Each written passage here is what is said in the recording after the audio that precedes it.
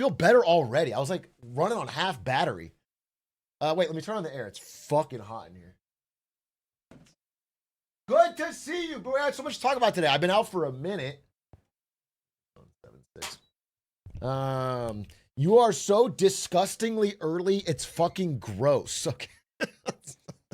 Probably not. I don't think it's fucking gross. I don't think it's disgusting. The words like that don't seem, it's not rancid. It's not, it's like, if anything, it's kind of cool. If anything, it's kind of cool. Listen, I will be live at my normal time tomorrow because we have to record the pod. But outside of that, is there anything wrong with going live like this time? Isn't this time just better? Maybe I had to rethink everything. Maybe I need to rethink everything, bro. It might just be a better time. It's like, it's better for me. Wario hat. All right, I'll open with a story. I've seen all of my editors' penises now. Cancel me. We all went to the fucking spa. There it is. Yep, that's right. We all went to the spa because they're all here in Los Angeles. We went to Wii Spa. That's right. And you know what? You know what the worst part of it is? You know what the worst part of it is fucking Zinjo. No, the worst part of their dicks is not what I'm going with this. The worst part of it is, okay, I'm trying to hang out in the one day I get a chance to see my editors. Zinjo goes into the fucking the steam room? No, what is it? It's like hotter than that. What's the hottest room in a spa? What's the no, it's not the sauna. It's like dry. It was dry. The Bulgama. Yeah, that's what it's called. I never even heard of that. Bulgama. Yeah, it's this. Okay, he's right. It is called the Bulgama. Okay?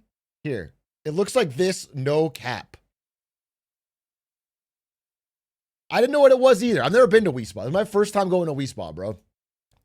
It's like this big brick room, and it's just scorching hot in there. 200 plus degrees or something. All right? Oh, where's my chat? Anyway, so Zinjo and my editors go in there. I go in for 2 seconds. I'm not having it, bro. It's too hot. So I go back out, and then they start having like a macho who can last the longest in the hot room without dying, which, by the way, is probably going to get me a labor board violation because one of them's going to die. So they're just sitting there in the hot fucking room. I'm outside, nobody to talk to. How fucking stupid is that, dude? Anyway, Zinjo won. Good for him, I guess. But if you know what is the funny thing is, like, when it was down to the last two, they could have died in there and no one would have known. No one would have gone in to check, bro. They could have died.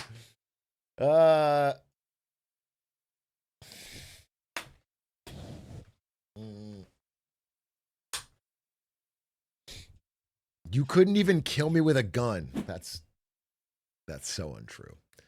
And so untrue. In Finland, we had a sport about who lasted longest in the sauna, but somebody died, so they stopped that. Hashtag true story. Soji, one thing I'll tell you about me as a human, you don't have to add hashtag true story to a story. You can just tell me your story, and I'll determine whether or not it's true. Whether or not you add the hashtag does not determine how much I believe it. It doesn't increase or decrease the likelihood that I'm going to believe it. In fact, I don't think hashtags, I see a lot of you doing a lot more hashtags, almost like an ironic way of turning against what I said. And I don't want you to do that. I don't want you to do that. I don't think that's a cool thing to do. Are you going to China to watch T1 when they make finals? That reminds me, I made a little agenda today. This is what you do when you get good sleep. I made a little agenda for all the things I want to talk about, and we'll fucking jump into the first thing right away. I want to talk about the pick'ems. Okay. I want to talk about the pick'ems. This is a pretty easy one. I can just fucking do that right now. All right. Pick'ems! The greatest League of Legends analyst you know, me, is going to analyze these pick'ems and give you perfectly correct picks so that you can pick them and then also match my perfect score. And you can get all the free skins from League of Legends. Okay? I know ball. When it comes to League of Legends, don't worry about that. Again, we all know the story. Former greatest player in North America, essentially. One rank better than Scarra, no big deal. Rank 21, dominant Fizz, dominant Twisted Fate, Mr. Global, played Shin mid lane, talked in all lowercase, tried to get known on streams, didn't do a good job. Yes, we all know. Okay? Hashtag true story. Secondly, you know, T1 Tattoo correctly predicted 2 out of the last 3 finals. So let's start off right now. T1 wins this. There's no doubt. They're going to the semis. Okay? Do they look shaky this year? Yes. They always do. But they build over time. They're like a Nike swoosh. Okay? It goes down and then it goes up. Speaking of Nike, I have a little story about AirPods. We want to get to that later. G2 and TES. China and Europe. In the real world, China's winning this. Like, badly. If this was like an industrial capacity conversation, this would be no doubt. But it is League of Legends. And G2 has a real shot here. G2 has a real shot here. So I don't know. Listen, here's my age-old betting strategy for League of Legends, and it's almost never failed me, is that you bet on T1 and you bet on China. If you bet on T1 and China, you can almost never go wrong. You're pretty much always set.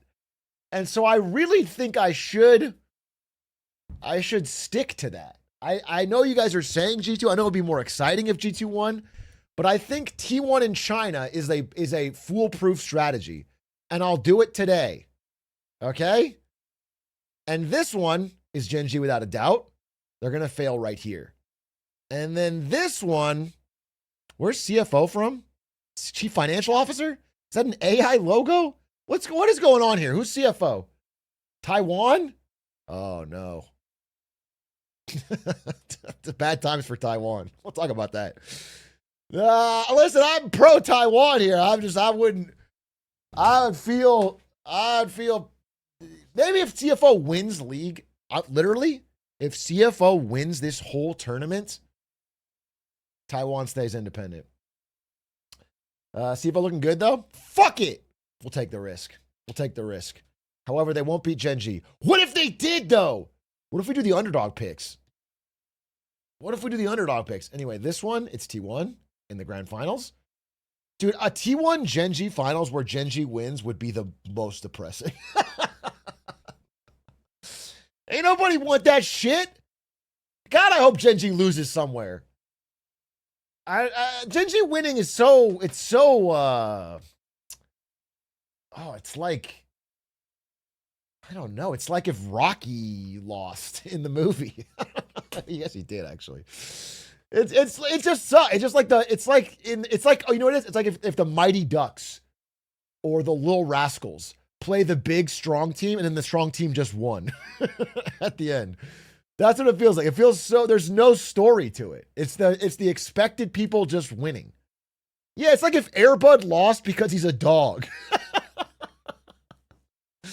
It's like the basketball finals and the other team just has tall humans and they beat Air Bud easily. It's like, okay, well, that's not a great movie.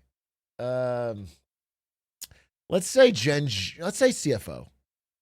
And then T1 beats CFO. Boom, boom. Easy. Pick'ems. Those are crazy pick'ems, but they're gonna be all right. You're gonna see how wild it was for me to predict that. It's gonna really blow your mind. The scrappy underdog 2-time reigning champions. That's T1's secret.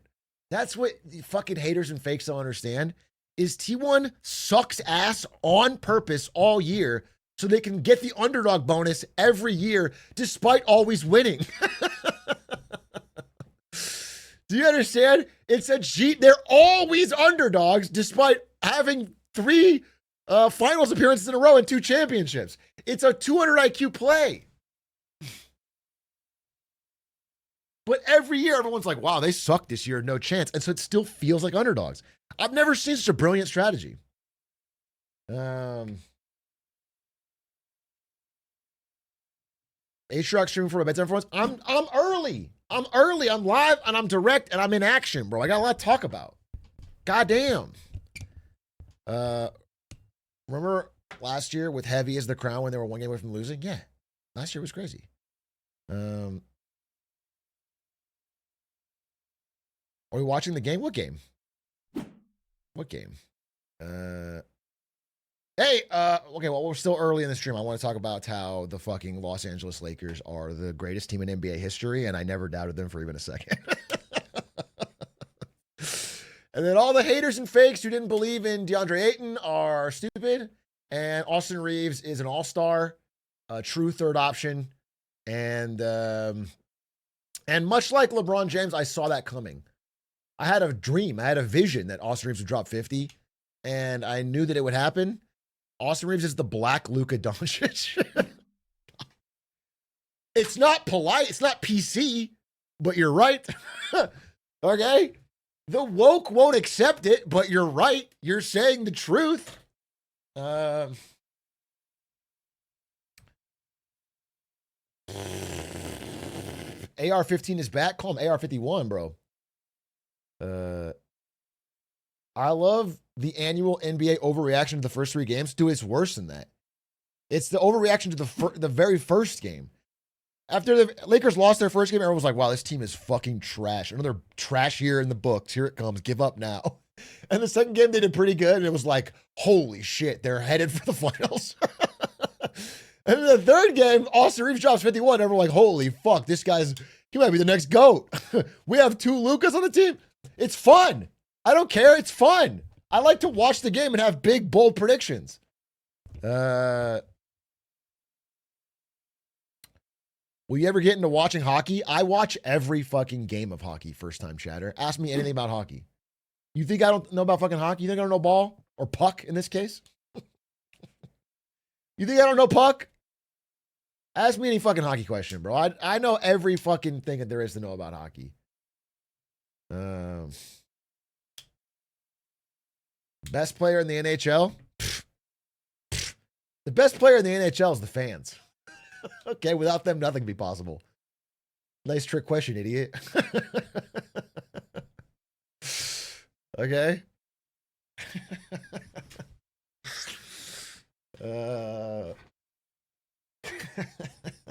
Truth nuke.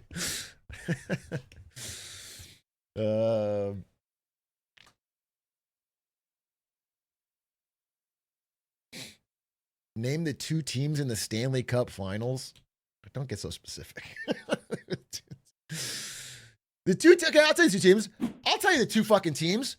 On one side, there's the fans that want to watch real hockey, and the other team is the fucking refs. Okay, and we're against each other because we want to watch them. We want to watch them play. Let them fucking play out there on the ice. And those guys fucking whistle every 2 seconds. Can't even enjoy the damn sport. Okay. Let them play. That's what I say. I'm sorry. That's what I say. That's just me. I guess cancel me for it, but that's what I believe. If he really watches.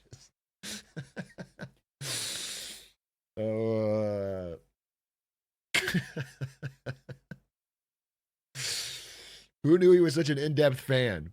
Yep, indeed. Yep, indeed. Chad, it's good to see you. Listen, can we say...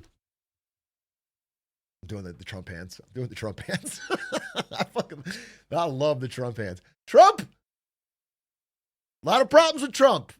The hands, though, he's got those down. Can we say vibes on Twitch this month?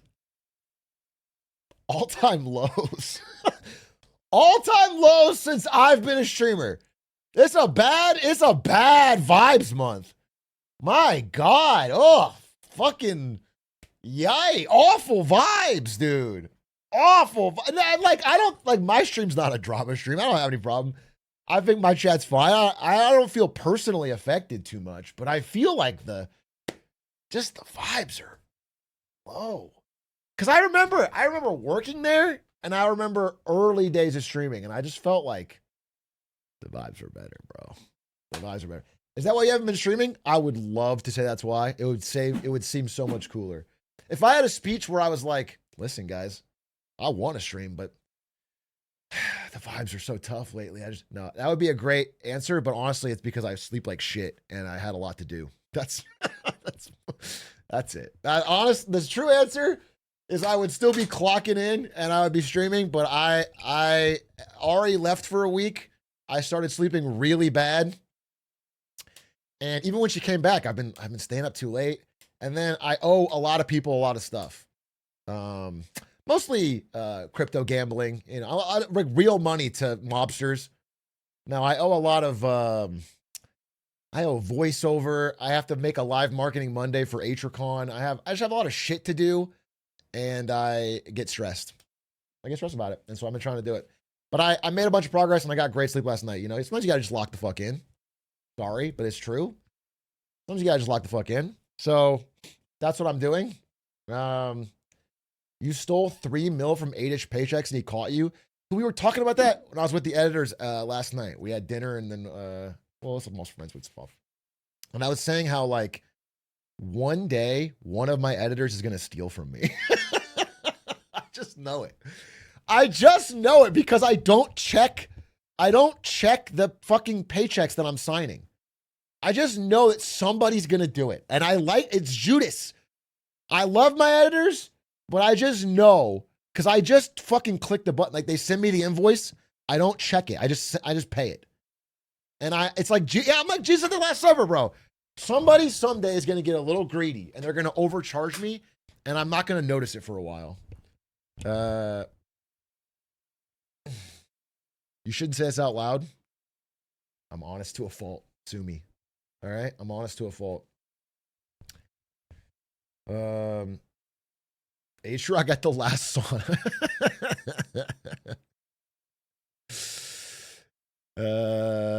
Quack overbilling you by 3 cents every video for years. Oh, also, I'll tell you a little drama because we have editors here as well. If you guys don't know if you guys know this, we were a little bit late on the Counter-Strike clip. We missed midnight. We were like 12:20 a.m. Okay? And I think the next day, 2 days later, we uploaded the wrong clip. We had the wrong react to Hank Green. I don't know if you're a big A. If you guys are big A people, you maybe noticed these two small errors. But I'll be honest with you. This is partly because I had no sleep. I was pissed. I was like stomping around my house. I was huffing. I was mad, dude. I was like, I want to hit because I have like very few goals in my year left to do. And that was my one goal. I was like, every day, don't miss it. And I was mad. And I was acting a little pissy in our group chat. I was like, guys, it's so important, you know. And then I realized like I was being a dick. So I apologized last night. I mean, they've obviously all done amazing work for a very long time. I don't know why I was being annoying. I was just listen, telling the truth here. That's it. You're a kindness. You're a kindness. You're a kindness. You're a kindness. You're a kindness. Two different reactions. Somebody says, YTA, I would be so stressed working for you. And then the other guy says, you should execute them. So, editors, if you're watching, there's really two different directions that... There's really there's different, you know what I'm saying? It's not a one path situation. Hey, Atrioc, I don't know if I've chatted here before. You have not. First time chatter. You have a fucking message. I don't know if I've chatted here before. I got an ad for a Built credit card this weekend, a credit card marketed to specifically pay your rent with. and the parent company is Wells Fargo. Are we cooked yet? Oh, there's many ways in which I believe we are already cooked. So this is like a little seasoning on the dish. I wouldn't be like, we're good, and then I see this and go, what? And what the fuck? Oh no, we're cooked. Yeah, paying your rent on credit is a bad idea. Though, paying your rent on a credit card with points that you have the money auto pay is not. People do this. I know people. I don't do this. People do this, and it's a fine way to farm points. It's not crazy. So it really depends on how you're using it. But obviously, you just have to understand that like every company that is offering these type of deals is not doing it out of charity. They all know the math, dude. They all know that a certain percentage of people will not be able to make that payment. And then you know what I'm saying? Like that. So if you feel confident in your own situation, I'm not going to speak for you. Do what you got to do. But I just understand that like the extension of credit is a system designed to trap you in a way.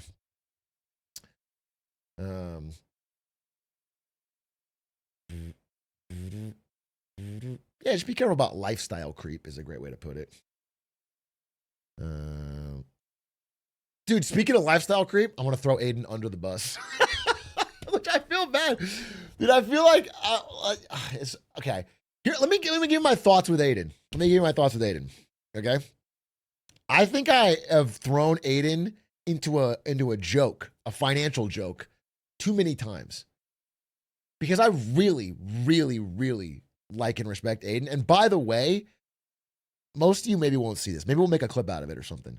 But we did a Patreon thing on Lemonade Stand, and Aiden went fucking off, and he was spitting. And it was the most passionate I've seen him in a minute, and I really loved what he was saying. And I was impressed, and I liked it a lot. So nothing but respect. However, the reason I like making financial jokes at Aiden is because he's a young guy with too much money.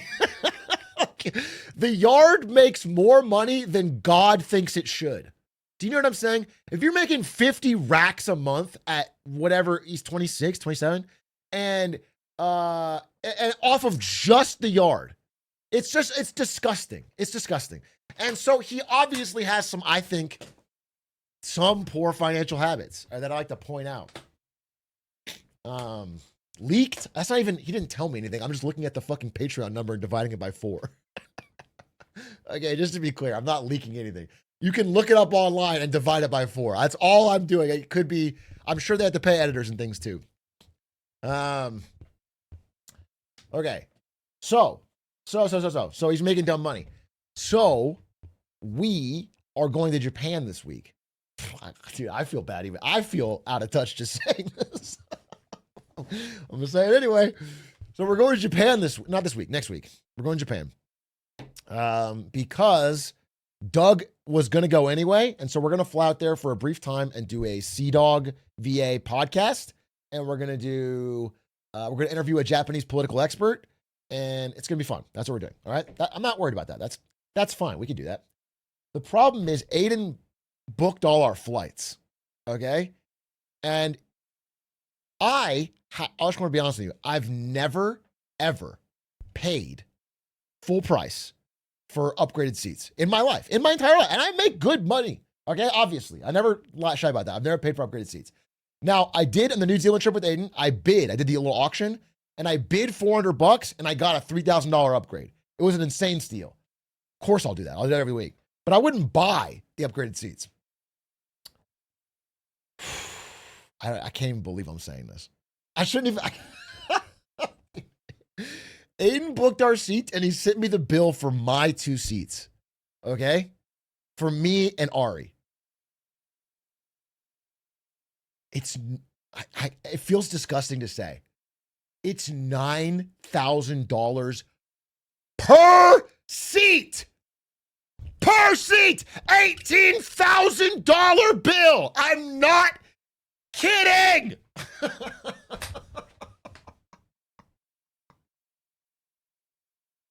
I'm not kidding. I freaked out, dude. I lost my mind. I lost my mind. That's good. That we're paying for my half. I'm paying for Ari's personally. Paying for my half through lemonade stand. So that just wipes out my lemonade stand money. But you guys, the reason I'm telling you this is because it's just not normal. This is crazy. I don't know what kind of service they're giving on this flight, but it better be fucking crazy. Okay? I better get a foot massage, bro. How? It's so disgusting. That's a disgusting amount of money for a flight. By the way, as I said when this happened, I was telling Ari,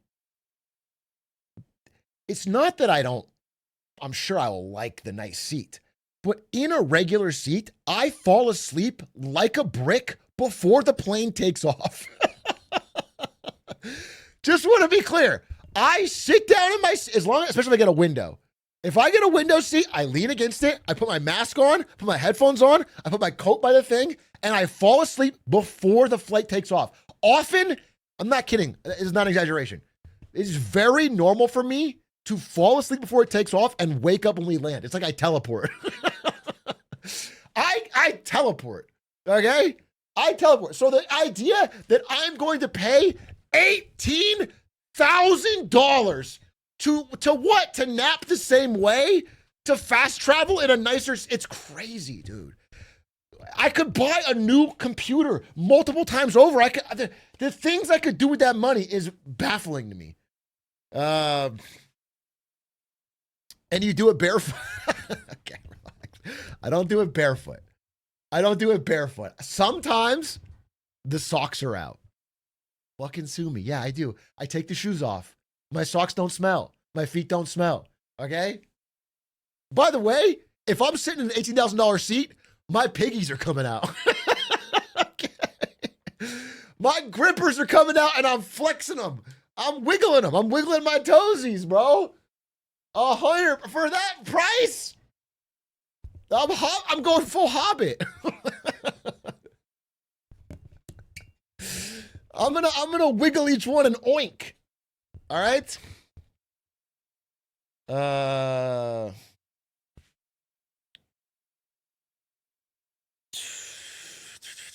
Imagine being the person next to the person that also played 9K for the seat and they have their piggies. Like, I'm going to get my money's worth, but the rich fuck next to me is going to be like, his nose turned up. He's pissed because I'm making little oinky noises.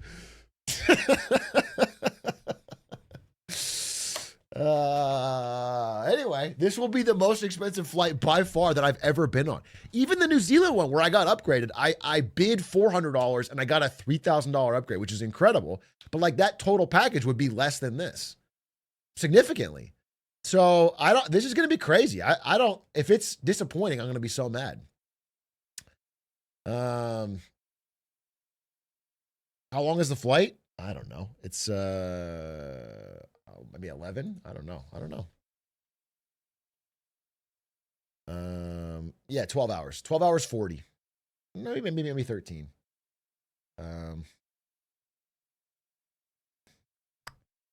If you vlog it as a business expense, it is a business expense. That is why he did it this way. He booked them because it is a lemonade stand business expense. So, but like, it's funny because, all right, so if it was like, I don't know, a company paying for it, I'd be like, I don't give a shit. Fine, that's awesome. But the company paying for it is just a company that is me, Doug, and Aiden. so like the money just gets taken out of my shit. Like it's not some magic, like the way he talks about it, like, oh, it's a business expense, but it's just our money. Like it's not, you know what I have to do? I got to pull a Lincoln and I'm paying for Ari's out of pocket. So what I really need to do is pull a Linkus. Because I can't write off Ari's ticket. So she needs to be in coach. Like, I'm sorry, but like, it's just tax. She needs to be in coach, bro. I'm sorry, but it's just tax efficient. Maybe I'll just call Ari or call Aiden and see if we can refund one of the.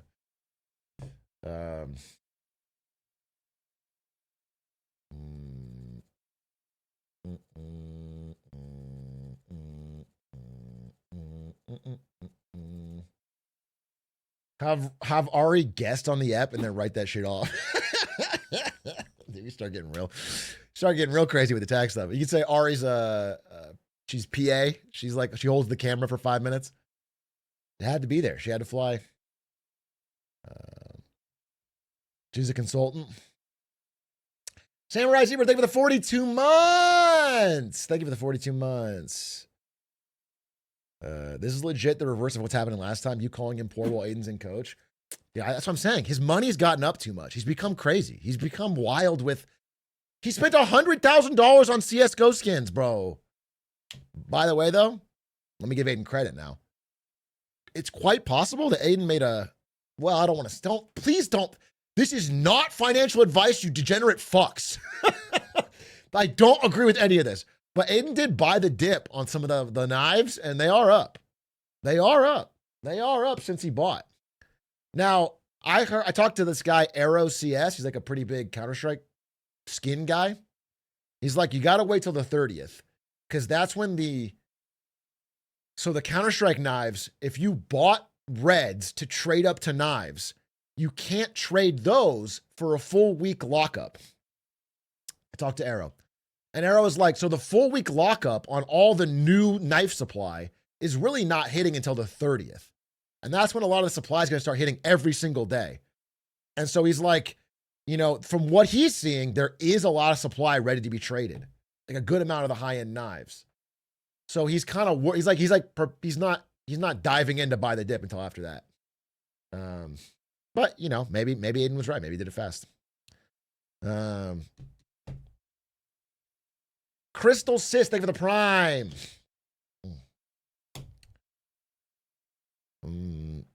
Big, I have a community manager role interview tomorrow. What question should I prep for? I've hired a couple community managers in my day. Make sure you really, really, really, really know the fucking brand. Know how they talk on like social media and YouTube and online spaces. Make sure that you're ready to be like on camera to film content or what, like you're true digital native, understand, and understand like the type of questions that whatever this company gets asked a lot. If you know all that shit, and you seem eager and excited and ready to jump in, I mean, honestly, community manager is just a role that needs a ton of energy, bro, because you get beaten down. A CM is like constantly getting, they're like, here's how it works. Here's how it works, bro. Here's how it works. Okay? Here's how it works. There's evil corporation. Maybe they're not evil, but let's assume. Okay? There's evil corp. Maybe they're not evil. Maybe they're just fine. Okay?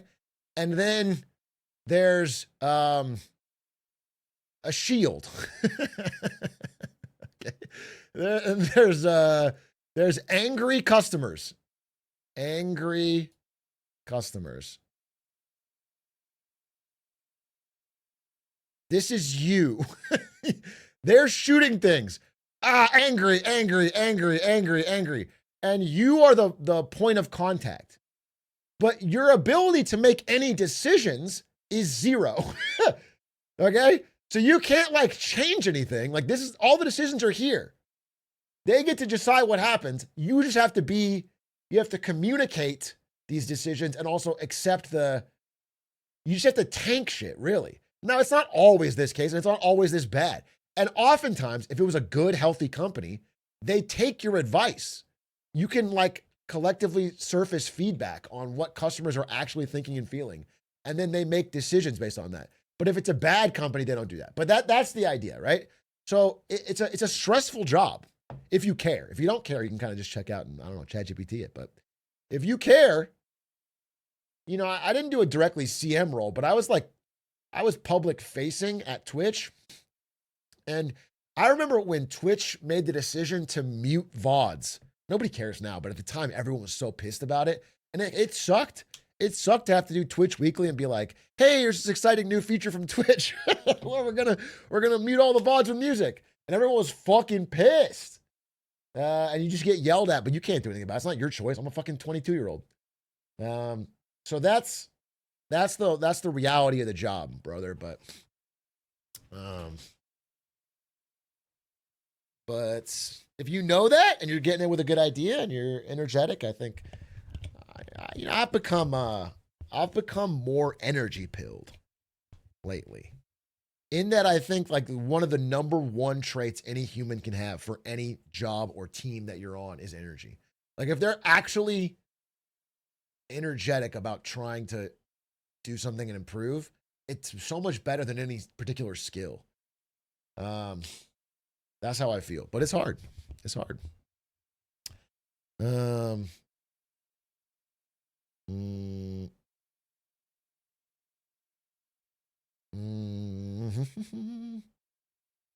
My husband and I are getting a new kitten. What would she name it? What would we name it? Name the kitten Atrioc. Atrioc. Perfect. That's a good one. Nailed it. Nah, I nailed it. Perfect. It's a subtle reference. It's a subtle reference. Or, I guess depending on your politics, you could name him Chairman Meow. That's a pretty good one too. And then you can make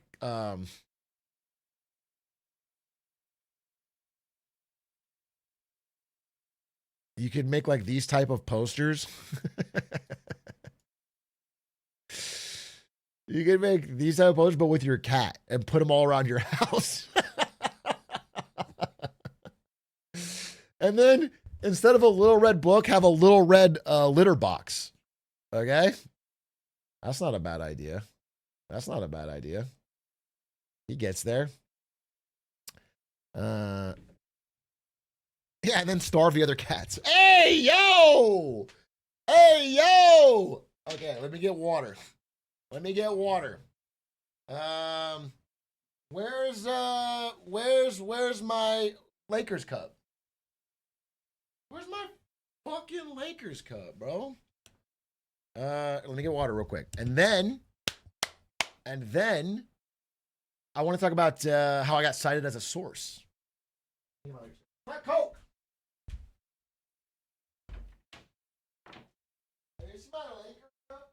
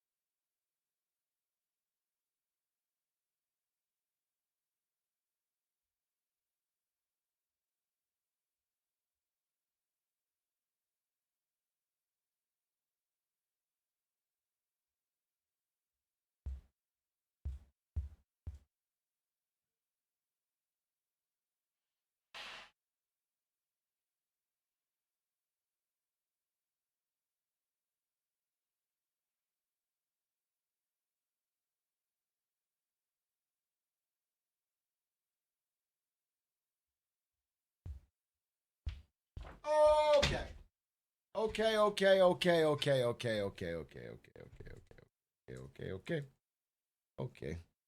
You say holy heavy walker?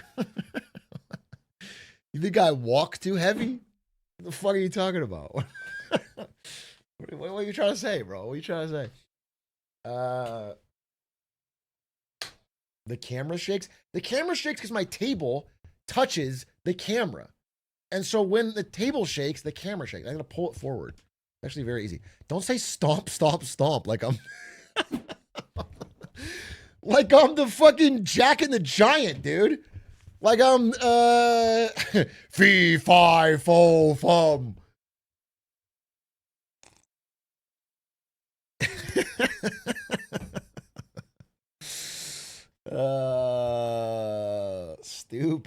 Stupid, bro. Fucking stupid. Why does he sip so demurely? First, I'm a big clomping giant, and now I sip too demurely. It's because it's full to the brim. I don't want to spill. Tasty. Why is your cup iced out? Because I support the LA Lakers. LA Lakers, best team in the NBA, even without their top two players. Yeah, I'll say it. Austin Reeves drops fucking 50 on Wemby's head. I'll say it. I'll say it. Uh,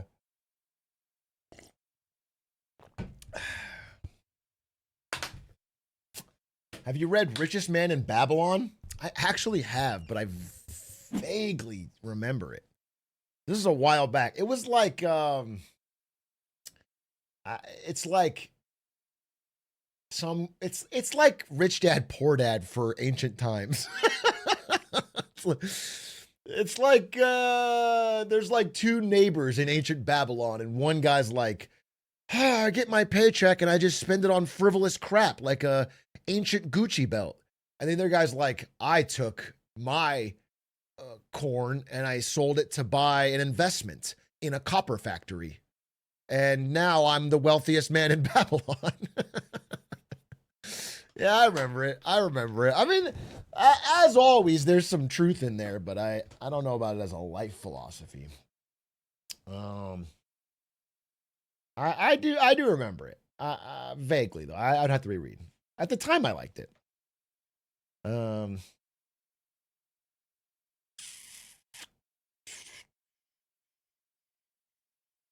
What's your favorite movie? My favorite movie is the Bible a movie? Because in a way, that's the only piece of media that I really care about. But if you want a more grounded answer, I used to always say Memento, but I don't know what it is now, really. I used to love Memento. I thought it was a great movie, but I don't know what I would say now. I don't know what I would say now. Probably the Minecraft movie. Probably the Minecraft movie. If I had to pick, it's probably the Minecraft. Because the thing about the Minecraft movie is that it speaks to everybody. It's like a powerful message about friendship and being true to yourself. And we need that in these trying times. It also has the part where he says chicken jockey. So it would be tough to beat that, I think. Saying Memento was your favorite movie is such a pretentious thing to say. Yeah, but there's no right answer for favorite movie. There's no answer where everyone goes, wow, great answer. Every favorite movie is either too pretentious or too slop. Do you understand? Do you understand? That's the whole point. That's the fucking point. So I don't know. I don't know where I would land today. I honestly feel very Zoomer pilled on this. I guess actually there's two types of Zoomers. There's the larger, less vocal type of Zoomer that just steadily consumes less movies every year. And then there's the other type of consumer that I probably have in my fucking audience who is on Letterboxd 24/7. Torrents 40 movies a week and constantly fucking consumes and talks about it. So there's two types. There's the consumer. Okay? And so, while I probably have more of that audience, the truth of the matter is, in the part that I feel like I watch less movies. Actually, I know I watch less movies than I used to. I used to be a pretty frequent movie consumer. I would go to the movies a lot. Ari and I would watch movies a lot. We talked about movies. I feel like, especially post-COVID, my movie consumption has fallen off a cliff, dude. It's just not nearly as much as it was.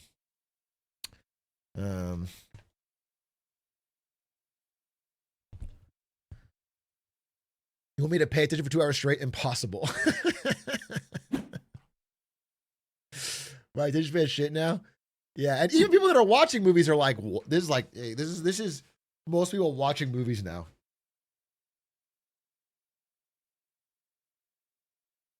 I'm watching. I know what he said. I'm watching.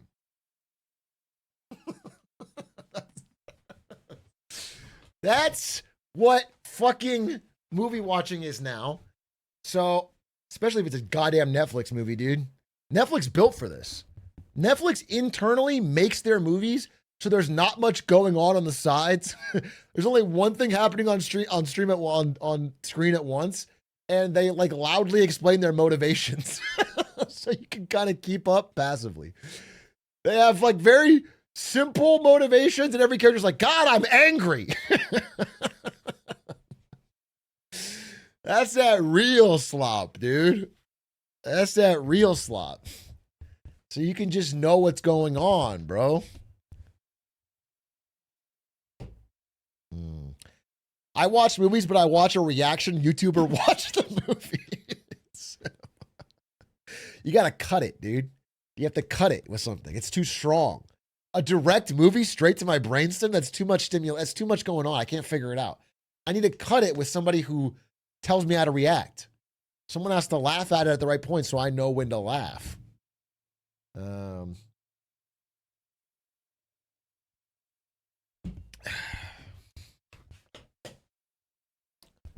I watch movie recap at 2x speed. Dude, you know what? I bet some of you do this too. This is like a habit that I've seen among Zoomers. Okay? Zoomers like to read the plot summary of the movie right before they watch the movie. Sometimes even during. They like to have Wikipedia open the plot summary, and like know what's happening so that they're not surprised.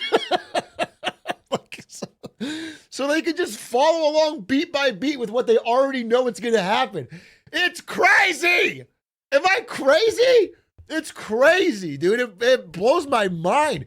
And like I saw one person do this a while back, and I was like, no big deal. But it's happened more. More people do this. More people do this. It's like it's like relatively common.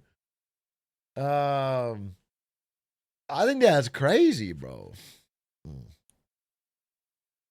I don't anymore, but I used to read the last page of a book when I was a kid. Yeah, it just does something for people. Some people need to know. They need to not be in a state of anxiousness. My hope is that it's because the world is so anxious. They want, I don't know. I'm trying to think of a rumor. They want this to be controlled, and if we had a better world, they would be less likely. But if it's just this weird brain rot, I have no idea what. My sister says I don't get this. Yeah, it's about the ending, not the journey. Maybe.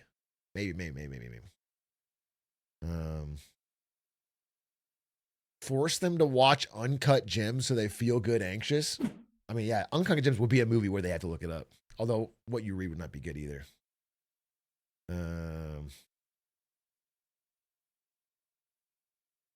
It depends. When I care about one character and that character in the show or movie dies early on, I just tune out. I want my guy to be happy, sue me.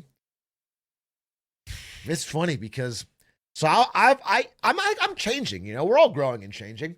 I think I used to be more of I used to look down on people more. Like I remember back when Game of Thrones happened and they had, spoiler alert, like the Red Wedding. No, I used to do it a lot more. Okay. Game of Thrones had the Red Wedding, and people would be like, oh my God, I'm not watching this show anymore. This show, what the fuck is this? The characters I like all died, spoiler. I don't want to watch it. And I was like, you weaklings. You can't enjoy good media. Wow, your character has to live for it to be. I was like, come on. And nowadays, I just feel like people want nicer stuff. They want to have a nice character they like do well. And I can't blame them. I just can't get as mad at them. They just want to have a character they cheer for that wins. Is that so wrong? Is that your crime? Wait, one second.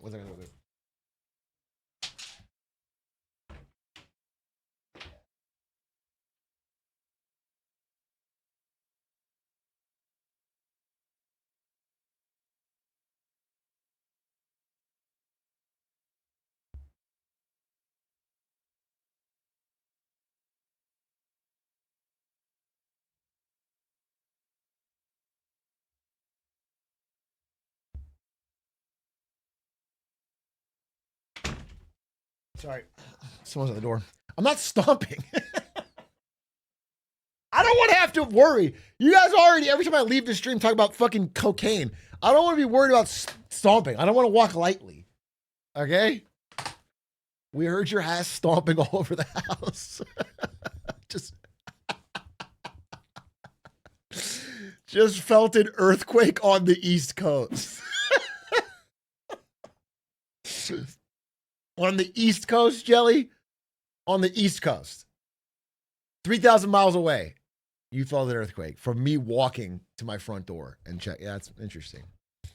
I'm not quite sure that's true. I'm not quite sure that's true. Um, in Ohio can confirm. So interesting. There was something in Poland too. Really, all over the world, you guys felt the earthquakes. That's so interesting. I don't like watching the awkward part of movies where the main characters are being stupid or making bad decisions, like the party after the tournament and Coach Carter. Such a specific deep cut Coach Carter reference.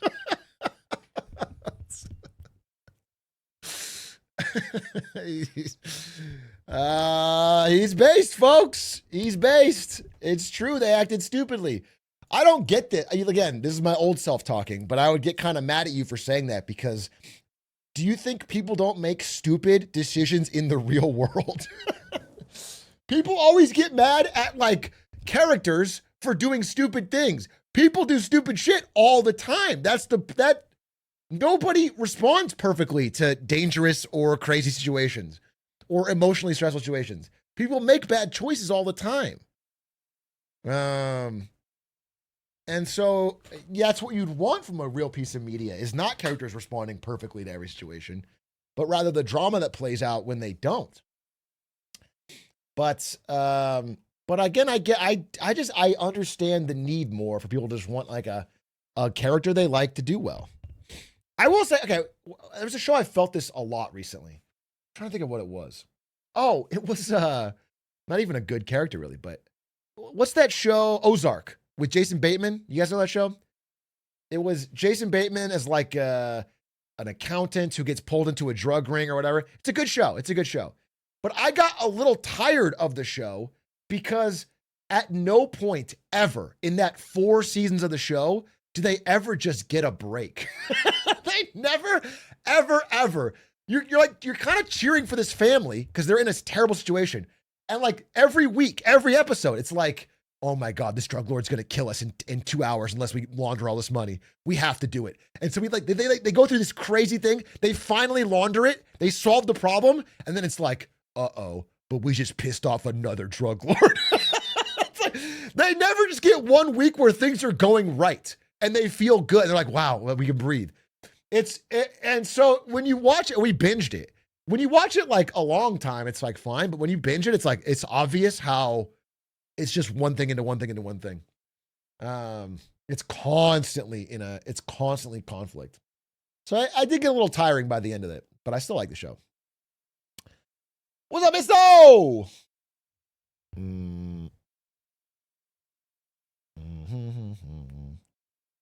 Yeah, downtime. I like that. I like having moments where they're just downtime where the characters are not stressed. They're just chilling. I mean, people love this about Game of Thrones. That's one of the reasons the last season sucked. One of the many reasons. But in the last season, they start fast traveling because they only have 6 episodes. So it's like, here's an event, conflict, fast travel, conflict, fast travel, conflict. But in Game of Thrones season 1 and 2, especially, there's like just this downtime where they're like hanging out or they're like in a carriage traveling long distances and they talk and you learn more about them and it's and it makes you care about them for when shit happens. You would love One Piece? No, there's a line. There's too much downtime. I would not love One Piece. There is a line, bro. Something's got to happen eventually. Something's got to happen.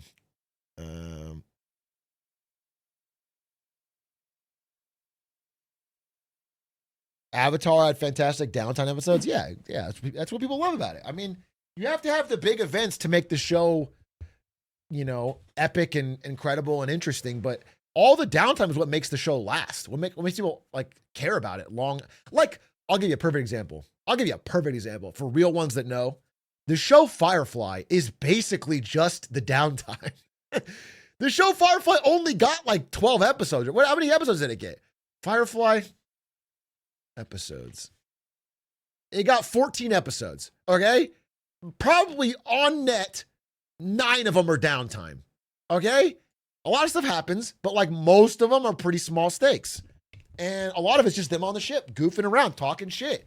And that show is still memorable decades later off of that little one canceled season because the characters are so likable. You get to know them. They did such a good job with that. So yeah, 100%. 100%.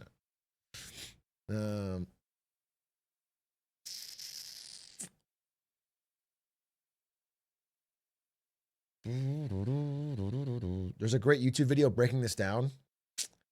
Zoomers, when there's a chance to link a video essay. Fucking losing their mind. You'll never miss a chance. You'll never miss a chance, no matter what I say. Oh, there's a video essay about this. There's a fucking 8-hour video essay. How long is it? I'm going to click it right now. How long is this? Let me guess. At least an hour. This video. Oh my God, it's 10 minutes. I take it all back, but it's only 68K views, so that's not, you broke the rules. You broke the rules. You broke the rules because if it had 1 million views, it would be an hour plus. That's a fact. I know how the algorithm works, bro.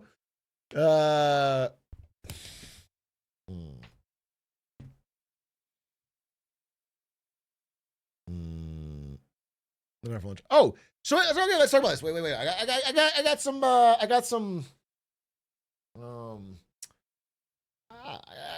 have something interesting to talk about. Okay, and it's that you guys all better start treating me with a little more respect. Okay, because I'm no longer just a streamer. I'm no longer just a funny guy on Twitch talking about news. All right, I am an official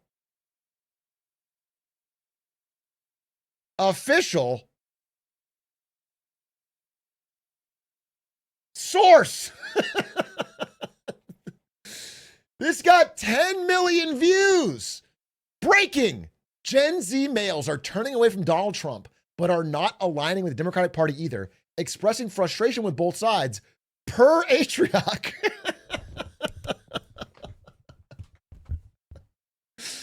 Per Atrioc. It's per Atrioc, bro. Simple as, bro. You can just put that and it's confirmed. Per Atrioc, bro. We're there. We're through the looking glass. And honestly, I respect it. Yes. He said it, 10 million views, 36K likes. We're in. I'm a primary source. I'm gonna tell you a lot of things now, per Atrioc. Per Atrioc, people should donate more to Twitch streamers. Per Atrioc, I think hot dogs, pretty good food.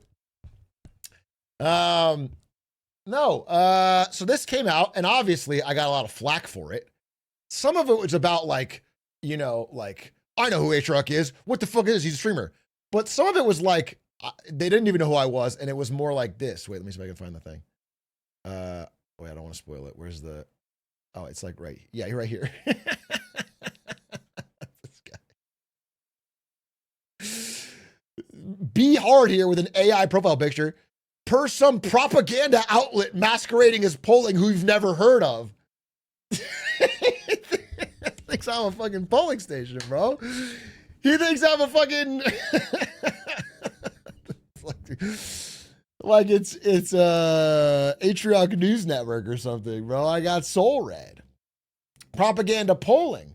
So I didn't even know where this came from because it's like I haven't made a video like this anytime recently. And I found out that this breaking news comes from the Gavin Newsom interview.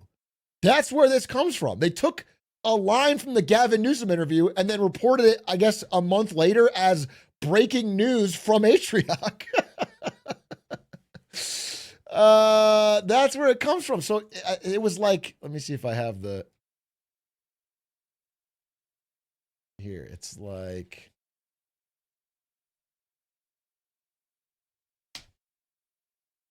this is Gavin Newsom. no, Gavin Newsom, Atrioc. It seems Like this, something like this. like the DNC as a whole. Wait, I saw. where? How do you do the transcript? Yeah, it's like, okay, like this. I can find it when I search bald. Yeah. Call me old. My hairline's bad. Old Don't guy, dude. You're call old, me dude. old bald. Trust me. But Old man. they are turning on Donald Trump in a way that will come apparent pretty soon. But they're not turning towards the Democratic That's Party. the difference. Yeah. Yeah, they're equally as upset with them, which is what I think the problem is. I mean, it goes on, but that was the general idea. That was the breaking news, right? As I just basically said, that the polling shows Gen Z is becoming more openly nihilistic with politics. On the whole, obviously you're going to find somebody who's one way, somebody who's the other. But on the whole, they're getting more and more upset with the status quo in general. And a lot of them put their faith in Trump because they thought he was an outsider. And now the polling is turning against that. And I want to back this up a little bit because I as much as per Atrioc is enough for me, the reason I said that, especially at the time, was reading stuff like this. Okay. So, for example, there was this Newsweek poll. Actually, this is a YouGov poll, I believe, but Donald Trump's support among Gen Z is eroding. And again, Newsweek, before you accuse them of pure bias, the week before, whatever, had said this: the worst poll of the year for Democrats. Democrats are polling even worse. Oh wait, I lost my chat. Dude, why do I have no chat in all my? It's because I record offline now. Yeah, political ad, underwater, young voters, Black Americans sour on Trump as job market struggles. The general idea of my point in that podcast and my points now is that young people, more than anyone, are getting deeply affected by this weak economy. Youth unemployment has never been so high, at least since the Great Recession. And so they're upset. They're angry. They thought things would change more quickly, and now they're getting disillusioned. There's a lot of issues in America, but those ones, I believe, are driving the change. Okay? Associated Press. The score from Gen Z is Trump's worst of any age group by 20 points. And again, it includes Latinos as well, but these two groups, Latinos and Gen Z, had a huge rightward swing for the election. Like, Gen Z was like 50-50, and they're usually way more left-leaning or whatever in this election. But then after the election, it has eroded super quickly. Like, the polls had them all the way up and then shooting way down. And it's because of the same things, the economy and tariffs, okay? These are the main issues because these are directly impactful to young people who are like screaming to be able to get on the ladder of like, I get a job, a good job, not a shit job, a good job that has a future. I get a chance to get a house. I have a chance to build some net worth. Like, these are the things people are screaming for. And because Trump it's only first year, but they're getting the idea that he's not going to fix these problems, and it's what's caused them to turn away. This specifically, though, when I spoke about that in the Gavin Newsom interview, was the poll I was thinking of, okay? Where the change between Feb 25 and July 25, which was like a latest poll at the time, was minus 27 points among 18 to 29-year-olds. This is a massive, massive drop-off, okay? So even though I'm saying per Atrioc, it's actually per a lot of sources. That there's a clear shift. There's a clear shift. Now, people that are against Trump will see these polling and be, I don't know, they'll be kind of enthused. They'll be like, well, hell yeah, they're going to turn against him. But what I was trying to get across in that interview, especially to Gavin Newsom, was like, hey, they're turning away from him. Some of them are going even farther right. Some of them are spiraling off into nihilism, and some of them are going way left of the status quo of Democrats. They're not like flipping back and forth. They're getting out of they're becoming disillusioned in general. Like, they're not just going back to Hakeem Jeffries and Chuck Schumer, bro. Okay? It's more of like an overall anger. That's what I was trying to hit with the young people. And this is what I saw recently. This is after I made those comments, but I looked at the latest YouGov poll, and it shows, again, Trump unfavorability among 18 to 29 higher than any other group. Significantly. It's gone way up. I mean, it's like they have a very low favorable opinion, very high unfavorable. They're clearly not feeling like he's the right choice for, again, he's a fucking 79-year-old man who's primarily concerned with things benefiting him, bro. He's not doing a lot to actually benefit the economy of the United States. However, I also found what people think of Chuck Schumer in this same YouGov poll. It's not good. He has an even lower favorability rating, and while his unfavorable isn't as high, it's only because most people don't know who the fuck he is. One thing I've realized, and I realize it, I feel like I used to know this really well, but because I've been trapped in the fucking streaming and politics bubble, and I have an audience that's more engaged than usual, I forget sometimes that the average person doesn't give a fuck about 95% of this. They don't know these people. They don't know who they're voting on. They don't know what's happening. They don't care. Like it barely impacts them. They have a few broad stroke ideas on things they want or don't want, but the day-to-day specifics don't fucking matter. And so, you know, I'm just trying to back up my little per Atrioc post there. It wasn't just me making shit up, bro. It's like, I think there's a stronger, I think people are feeling it. I think young people are feeling this. They're feeling a higher rate of disillusionment. They're feeling disappointed. If they were Republicans, they're feeling disappointed with that party and the other party. If they're Democrats, they're feeling disappointed with Democrats and super angry at their inability to stand up to what's happening with Republicans. So it's a broader feeling. And then the FT, this is well after I made that comment. This came out, I think, today. This is today. This is Republicans specifically. So this is somebody that voted for Trump and openly admitted to voting for Trump. So they're proud of it, okay? If you ask them around the election or around February, high approval. But even Gen Z Republicans have been the massive drop off under 18 and 34. So young people, okay? Young, again, if they're 65 plus, 90 plus approval. If you're a 65-year-old Republican, this has been the greatest presidency of your life. But if you're a 18-year-old Republican, it has felt like, whoa, where's, you know, a lot of the promises, you know, less foreign conflicts, better economy, all that stuff did not come true, right? And it's actually looking like the opposite. Similar polls here, again, adults age under 30, way higher approval around early part of the year, start of the year, that fell off much faster than the rest of adults. Young people, that's the broad theme of my topics this whole year, bro. This whole year I've been like specifically noticing 18 to 30 range are just screaming like in every way they can. And by the way, like turning away from everything can be considered screaming. Like just disengaging from the whole world is like in a way a scream for help. A scream of like, what the fuck is going on? I just a complete being upset with the normal way of doing business. And by the way, I'm not fully supportive of this because I think a lot of times it's not helpful. And I'm scared of how many young people are turning towards authoritarianism on the left and the right. Both people are like, I just need some strong person to come in and fix everything. That always spooks me. We have a long history in the world of people doing that when they're desperate and it doesn't go well. But what I'm trying to say is I can understand why. It's like not crazy why it's happening. People are like, wow, what the hell's going on? Why are young people so different? It's like, it's not fucking crazy. They can't get a house, bro. They can't get on the ladder. The job opportunities are worse. The unemployment's higher. I just saw, we've been talking about how we've been in a no hire, no fire economy. A no hire, some fire economy. Bro, Amazon, 30K corporate jobs about to be laid off. Meta about to do massive layoffs. Even the companies that are doing well are preparing massive, massive layoffs, bro. This just happened today. Like it's not shocking.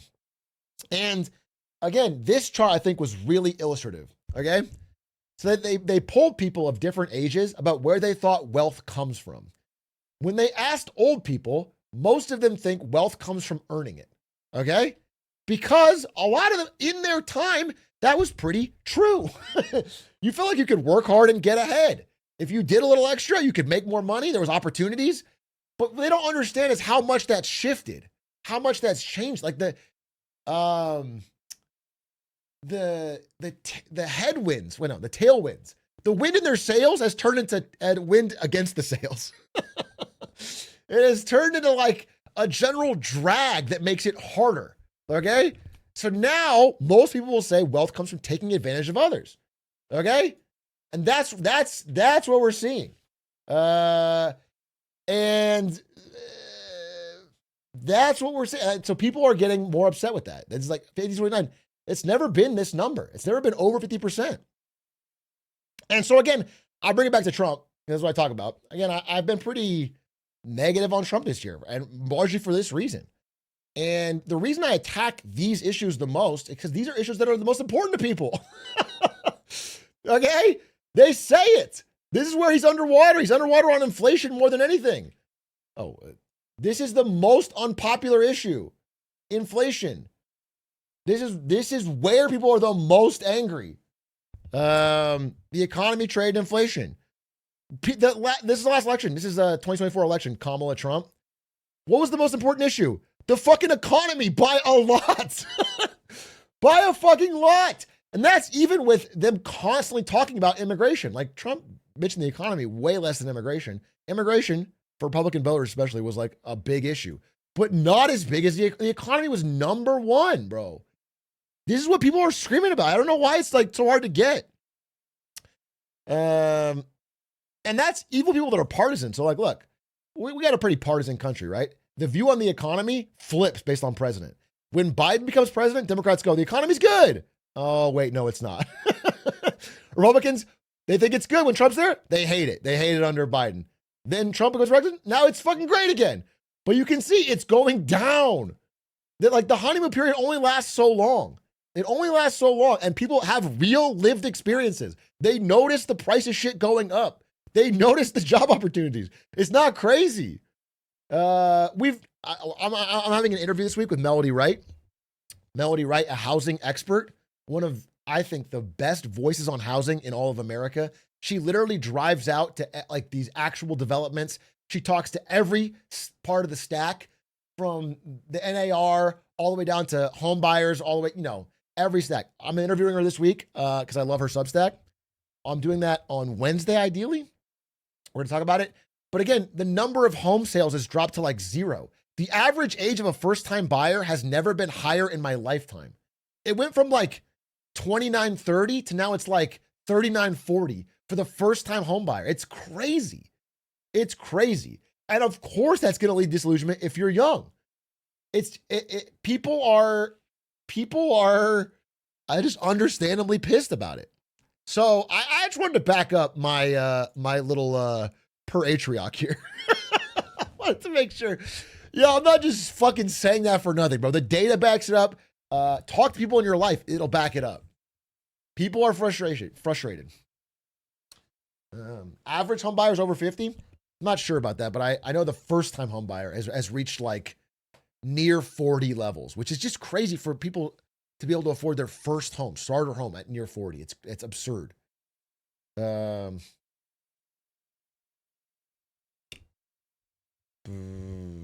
Hashtag true story. Yeah, hashtag true story. Was there anything else I want to say on that? I don't think so. I mean, there was a quote from that FT article I thought was pretty interesting. They were talking about unease over some of the president's policies is fueling a drop in support. It's like they're talking to Gen Z Trump voters. Dropping support for his administration among Gen Z Trump voters across the U.S. His approval rating among under 35s who voted for him had fallen by 25 percentage points since February, the largest decline in any age group. And then they interviewed this guy. He's changed his mind on Trump. He hasn't kept his promises. He started a tariff war. Now prices are going up. The government shutdown is stupid. I don't know what he's doing. I'm close to calling myself an independent. That's what I feel is happening. Not for everybody, but for a lot of people.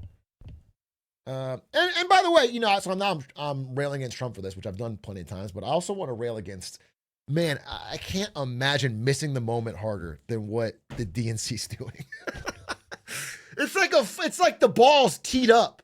It's never been so easy to hit the fucking ball. And he's like whiffing. It's T-ball and he's just fucking swinging and missing. But somebody will. I mean, listen, that explains, we've talked about the Graham Plattner stuff. I don't know if I have a link in front of me, but I saw the polling on Plattner. They did polling on Graham Plattner after all this controversy, and his support among young people has, if anything, increased because now he's seen as more of an outsider. Like his polling, like it is. I will say this. Among like the 45 plus Democrat leaning, people in Maine, it did hurt him. I'm not going to lie. It did hurt him. And that's one of the reasons I was kind of disappointed. Actually, I was pretty disappointed, was because like you want the guy to be able to win a general. You want him to be able to get his message out to a broad populace. It sucks to do that. It did hurt him. But among young people, it did not. That's what was crazy. Because I think young people are just like, they're just really willing to try out. They don't want the 79-year-old establishment candidate. They just don't want it, bro. They need somebody different, bro. It's not like it's a need. And that's the point I've been trying to get across. And I think it's becoming more understood and accepted, but I've been saying it for a year plus now, basically around since the election. I was like, this is the story of our time. Is that, and it's happening in all over the world. And there's Gen Z protests in like 10 different countries that are upending the governments. And even in like established countries like France, Germany, the UK, you know, young people are shifting to whatever they feel is going to give them a more serious change. Not always in good ways. I'm not happy about it. I'm just describing this is what's happening.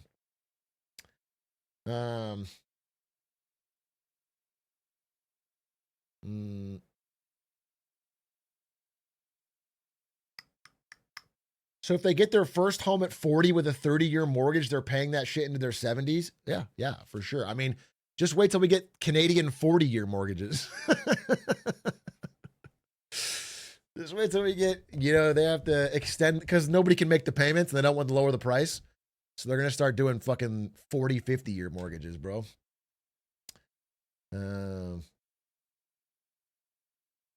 YouTube Frog from Germany here for the first time. Glad to be here. Welcome. Your first time chat message, you get to pick a topic if you'd like to. I think I covered what I wanted to say. That's the main idea. That's the main idea. By the way, I'm not a fucking, I think I keep talking about this stuff because it's real. I just think it's real and it's happening and we can't fucking bury our hands in the sand in it. I'm not a long-term doomer. I am like a short-term, like, shit's about to happen. You know, I don't feel like it's just going to be, but I am a long-term bloomer. And I hope to shift people's minds towards more productive ways than just nihilism or I need the strongest person that has beliefs like me to come and kill all my enemies. That doesn't end well. I'm sorry it doesn't. I'm sorry it doesn't end well, but no matter what you think, if I just get the strongest person that thinks like me to kill all my enemies, well then it's not going to work. It's not going to work, bro. It's never worked. It has so many obvious flaws. So I want to try and shift people's mindsets from that. I know it's appealing at these times. Sorry, I lost the guy. I lost the new guy. Did he have a first topic? I've lost him. I don't remember what he was. He had a topic. Oh, damn R. User damn R. You said, can you talk about the government shutdown? How you think it'll be resolved? I can, but okay. I let you pick any topic, but if you pick a topic that I'm already planning to farm for a clip, you can't really do that. I have a government shutdown video and I'm making a 30-day one and we're not at 30 days. So I'm sorry, but if I use all my talking points now, I'm going to be pissed off. So you actually can't pick that one. I'm sorry. That's the rule, but we're at 26 and I'm doing a clip at 30. So 8ish boss call. Okay. Another thing. I've never been to 8ish's house. He lives in Boston and I never want to go to fucking Boston. But my editors, they flew in from all over the world. They went to Boston to see 8ish and then they all flew to LA with 8ish and hung out with me. Okay? We've had a good time. It's great. Mostly with each other. I hung out yesterday, but that's it. Okay? They told me that 8ish lives in a fucking mansion. They said 8ish lives in a place with 6 rooms. I don't know if they're being honest, but what the fuck is going on? My place is small, bro. What the fuck? I'm employing this guy and he's living in a fucking mansion? What is the rev split?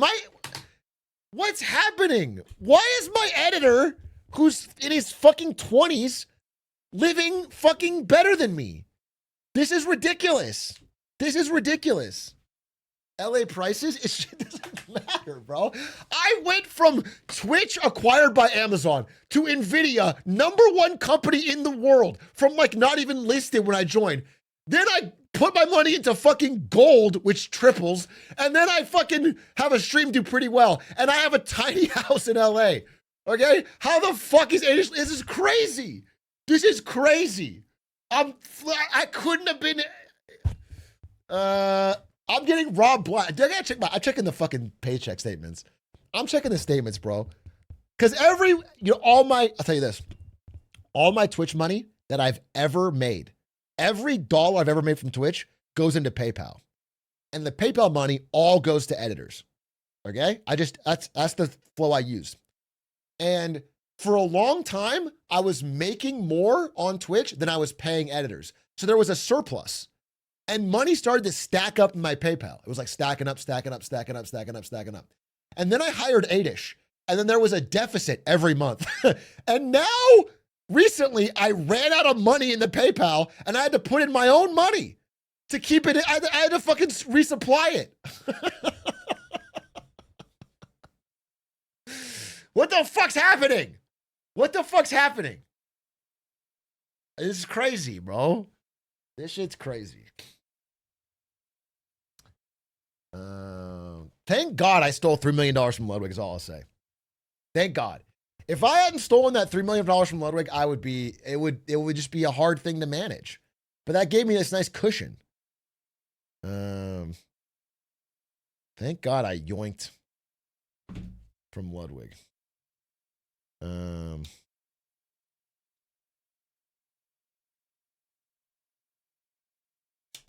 Stance took the fall for that. Yeah, I threw him under the bus.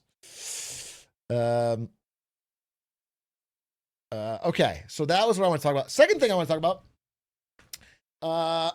Listen, all right. I know the way a lot of people in this chat lean. Milei haters on watch. We got to talk about Argentina, bro. Milei haters on watch. He crushed this election. There was election on Sunday. He did quite well, way better than expected. Way better. We'll watch a little video about it.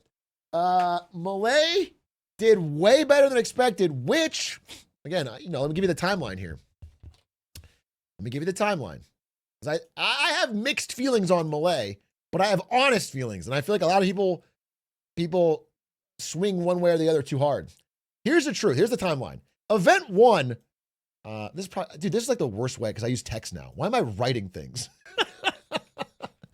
Event 1.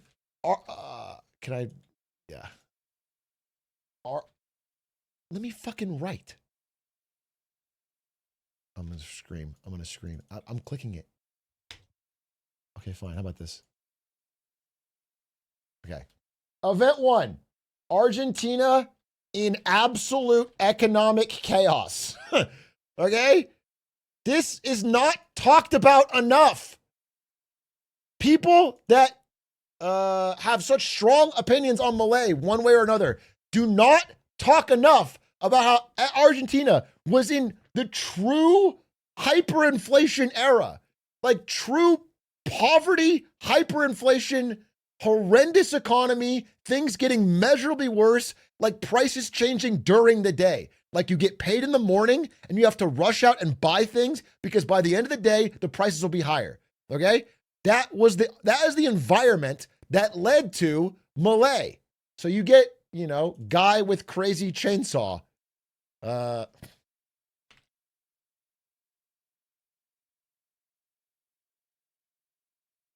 Zoom out, I'll zoom in. How about that? Okay? So you get Chainsaw Man. I think they made an anime about him. Okay? That's event 2. And he comes in and says a lot of wild things, but one of the main things he says is he's going to cut the massive government deficit. And I had a comment. Someone said some crazy shit in the comment on my last Milei video, and I responded with a long thing about my thoughts. Here's the thing. If you have poverty in your country and your government finds a way to build houses for them or give them food, that's one thing. That can be effective. That is a sacrifice. The government is taking from something else to give that. That's something. But if the government prints pesos to give you money to buy food or give you money to buy housing, all that's doing is increasing the price of housing and increasing the price of food. Okay? Do you understand? They're just printing money. They're not making any sacrifice and they're giving it to you. And all of Argentina was propped up on these absurd social programs they could not afford. You have to move real wealth around if you're trying to, you can't just print it. Okay? And so he promised to cut those, which I believe in, because I don't believe any country can sustainably run massive deficits without throwing the problem on a future generation. It doesn't work. It always ends up with somebody holding the bag and having a worse quality of life. Okay? They have a suffering generation because of your largesse. So I can see the rationale behind that. And here's step 3. Some of these things, not all of these things, it's complicated. I could do a whole video on it. But some of these things did work. It worked to stabilize the currency. It lowered inflation from like 90+% down to 2%. There was rental supply increase in Buenos Aires. They had some real effects, some real positive effects. Not all. Now, him personally is where I had some real problems, because he, one, endorsed the crypto scam, then backtracked, but it was problematic. Okay? And then 2, this is much worse, more damagingly, his sister was caught on tape saying that she was like siphoning 3% of all the payments that they hadn't cut towards like poor people. Okay? Like they have like a government program that like helps aid for, and she was like siphoning it. Okay? Now this is, I'm being too reductive. It's a little more nuanced than that, but that's how I took it. And that's, I think, a fair assessment. Okay. It was definitely like a 3% surcharge. Okay. It was corrupt. And so because of that, because of the sister corruption, there was a bit of a political scandal. Additionally, the shock value of cutting these programs, whether you economically agree with me that they don't work long-term, is going to be painful. It's going to be painful. Because your economy cannot support a bunch of people that, you have to have growing jobs. You can't just like cut them off and then leave them with nothing. So the poverty rate did increase. So it's complicated. I'm saying Argentina is a fucked country economically. It's fucked. There's no easy way out. A lot of things are going to happen. So because of both these things, his party lost an election in Buenos Aires. And because of that, everyone thought, oh, he's doomed in the real elections, which were yesterday. The real elections were on Sunday. People thought he was doomed. And because they thought he was doomed, most investors from other countries thought, oh my God, Argentina's going to go back exactly the way it was. They're going to print like crazy. The peso is going to be devalued. I'm getting out. So they started pulling all their money out of Argentina, thinking he was about to lose. That's when we got the crazy fucking bailout from Besant, which I still think is a bad idea, even though it has worked out okay so far. And now step 3, shocker, he won. Okay, yesterday his party did really well. He needed like 35% of the parliament voting to be doing okay. He got like 42. I mean, they did really well. Okay, so in response, at least in the short term, it was very good. They're both their bonds and their currency. That means like the interest they have to pay to borrow money went down, okay? And the value of the peso surged after they won because people think, oh, he's going to be able to keep the reforms.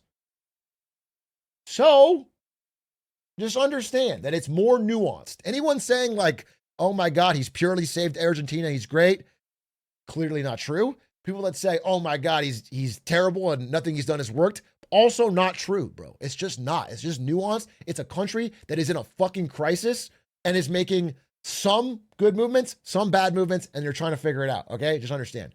However, he did win this election. So I want to watch. There's a TLDR about it that I wanted to watch with you guys. I saved it.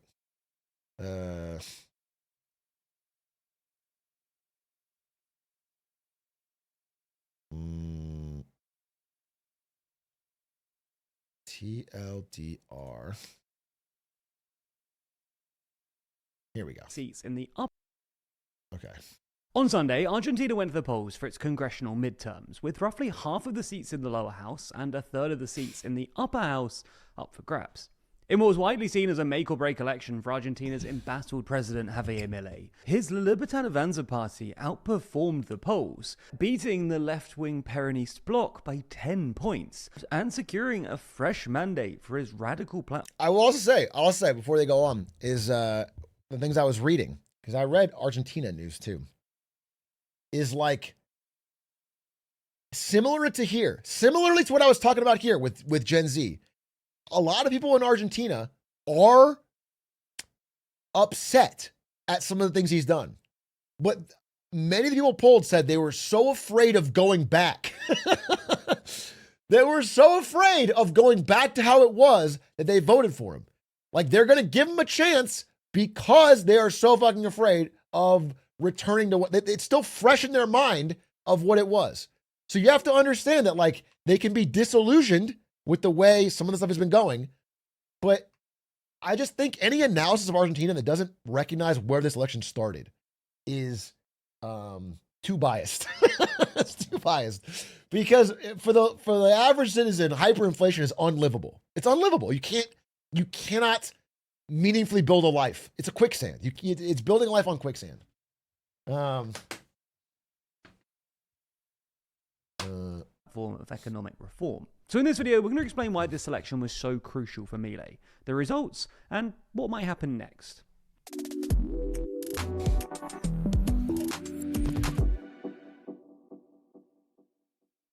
So, to understand why these elections were so important for Milei, you need to understand the interplay between Milei's economic project and his political prospects. In short, the success of Milei's economic project has always relied on him remaining popular enough to convince investors and the markets that his reforms are actually going to stick. After all, even if they like Milei's policies, foreign investors aren't going to invest in Argentina and aid its economic recovery. Yeah, I just want to be clear. Like, they are buying Argentinian bonds, IOUs, for like 20 years.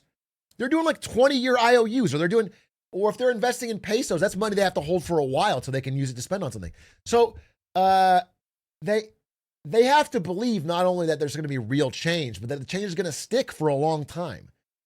Even if they like what he's doing, they have to be skittish if they think he's going to lose. So that's why. If they think Milei is just going to be replaced by another spendthrift Peronist in a couple of years' time, as usually happens in Argentina. Originally, it looked like things were going pretty well. Milei's approval ratings held high for most of his first year, and he made impressive progress balancing both Argentina's fiscal and trade deficits. This allowed him to get a fair bit of legislation through Argentina's Congress, despite the fact that the La Libertad Avanza party only held about 15% of the seats in the lower chamber. And that's because opposition parties were wary of being seen to obstruct a popular and apparently effective president. There was also some hope in Milei's camp that his original success might give way to a virtuous cycle, whereby his impressive approval ratings would convince investors that his reforms would stick, who would then pour money into Argentina, driving economic growth and pushing up Milei's own popularity, etc., etc. However, in the past couple of months, the reverse has started happening. And instead of a virtuous cycle, Milei has apparently got stuck in a sort of vicious cycle. Yeah. This really kicked off after a series of corruption scandals earlier in the year, which triggered a decline in Milei's approval ratings. And his party were then punished at the Buenos Aires provincial elections in early September, where they lost to the left-wing Peronists by 13 points. Worried that Milei's reforms would soon be stymied by the Peronists, foreign investors and anxious Argentinians responded by selling Argentinian assets, especially Argentina's currency, the peso. This was bad news for Milei, not least because a sharp devaluation in the peso would stoke inflation, increasing the cost of imports, undoing perhaps his most notable economic achievement, namely the stabilization of Argentina's monthly inflation rate. Now, Milei tried to stem the peso's decline by essentially hiking interest rates, but this put the brakes on Argentina's already stagnant economy and was ultimately insufficient. When the peso continued to decline, Milei then had to directly intervene and spend dollars buying up pesos. But this was clearly unsustainable, given Argentina's meager foreign exchange reserves. At this point, just to explain what happens there, like if you're a country whose currency is getting weaker, you can shock the market and stabilize it by buying a ton of your own currency with dollars or with another currency, with euros, You can do that to sort of stabilize your currency. The problem is you need a fuck ton of dollars. China has this, Japan has this. Some countries have tons of foreign reserves, and they can use that to try and stabilize or defend their currency's value. Argentina doesn't have shit, bro. They're they're just broke as a joke, which is why they needed the bailout from America, the $20 billion swap line, to do this to begin with. Like Milei was well and truly stuck in a vicious cycle, whereby his falling They have approval Messi? ratings were True. triggering market True. sell-offs, which were in turn undermining his economic project, thus pushing his approval ratings down even further. However, in late September, Milei was thrown a lifeline when the US announced that they were essentially bailing him out by providing a $20 billion swap line, which allows Argentina to convert pesos to dollars at a constant exchange rate. When this didn't stop the sell-off, the Trump administration took things a step further and literally spent hundreds of millions of dollars buying up pesos on currency markets. Now, both Milei and Trump would have been hoping that this support would get him out of this vicious cycle by providing some economic relief ahead of the midterms. But things didn't go perfectly to plan here. Not only did the peso continue to fall, reaching a new low of about 1,500 to the dollar last week, but the fact... By the way, after this election, sorry to get into it, but after this election, now that he got a bit of a popular surge, he has a little more political power, he should just let the peso devalue to its actual value. Just fucking get it over with. Just the idea that you're going to constantly defend it at a incorrect price is absurd. Just get it over with, bro. Because it's not gonna do it now before it's like you have time till the next election. That he needed a bailout in the first place has undermined Milei's appeal as sort of an economic savant, and instead made him look more like your typical Argentinian politician, beset by corruption scandals and economic crisis. Moreover, the Trump administration's decision to condition support on a strong showing for Milei at the midterms caused a bit of a political storm. For context, Trump basically said he'd withdraw support if Argentinians didn't vote for Milei, telling reporters earlier this month, quote, "If Milei wins, we're staying with him, and if he doesn't, we're gone. We're not going to waste our time." Unsurprisingly, this didn't go down well with the opposition, who accused the US of interfering with Argentina's internal affairs. They did a lot with of the Peronist leader ads on that. declaring that, quote, "The Argentine economy is being managed with a remote control by the Treasury of the United States." Polls going into the election showed that Milei's lead had essentially evaporated, with both the La Libertad Avanza party and the Peronist Fuerza Patria coalition on about 37%. In the end, however, the polls were way off, and La Libertad Avanza ended up beating Fuerza Patria by about 10 points. As of Monday morning, with about 99% of the votes counted, La Libertad Avanza were on about 41%, while Fuerza Patria were on about 32%. Because it was only the midterms, only about half of the 257 seats in Argentina's lower chamber, that's the big, Chamber though. of Deputies, were up for grabs, as were about a third of the seats in the upper house, the Senate. Projections suggest that Milei's party won 64 seats in the Chamber of Deputies That's and 12 huge. in the Senate, That's which huge. would give him a total of 101 seats in the lower house and 20 in the upper. While he clearly doesn't have an outright majority, Milei now has at least a one-thirds blocking minority in the Chamber of Deputies, which essentially means that his presidential vetoes against opposition legislation cannot be overruled by a two-thirds majority in Congress. Without a majority, though, he'll still need support from opposition parties to pass legislation, but he's been pretty successful at this in the past, and his impressive performance at this election should make things easier for him. You get the idea then. Sunday's elections went pretty brilliantly for Milei, and to top it all off, because of this ongoing interplay between Milei's political prospects and his economic project, it's also been great news for the peso. While the Argentinian exchanges weren't open at the time of writing, on the crypto-based currency exchanges, where the Argentine peso trades 24 hours, the peso has strengthened about 10% against the dollar. I hate how we have to check crypto exchanges and fucking Polymarket and Kalshi to get real-time updates on shit nowadays. Because they all trade 24/7 and are full of fucking... Trading at just over 1,300 to the dollar. This means that Milei should be able to just let the peso float, inflation won't surge, and he could probably start building back his foreign exchange reserves. Yeah, do that. All in all, well, the best strategy was probably just to avoid the corruption scandals that got him in. Yeah, I mean, ideally, right? It is worth mentioning. This was a really low turnout election. As in, like I said, a lot of people are just drifting into nihilism, bro. They don't like fucking any option. They're not showing up. They're not voting. It's a big part of it. Okay? 100% worth noting. This disillusionment, especially young people, trouble in the first place, Milei's gamble of artificially boosting the peso to give Per Atrioc. Can we get a per Atrioc emote? I can make claims and we can all spam per Atrioc. That'd be fucking sick. him an electoral boost seems to have paid off handsomely. And this is also pretty great news for the US Treasury, which will now Although, what was the U.S. turnout in our last election? We had a pretty high. I think we've had higher turnouts since like past few elections. But U.S. turnout 2024.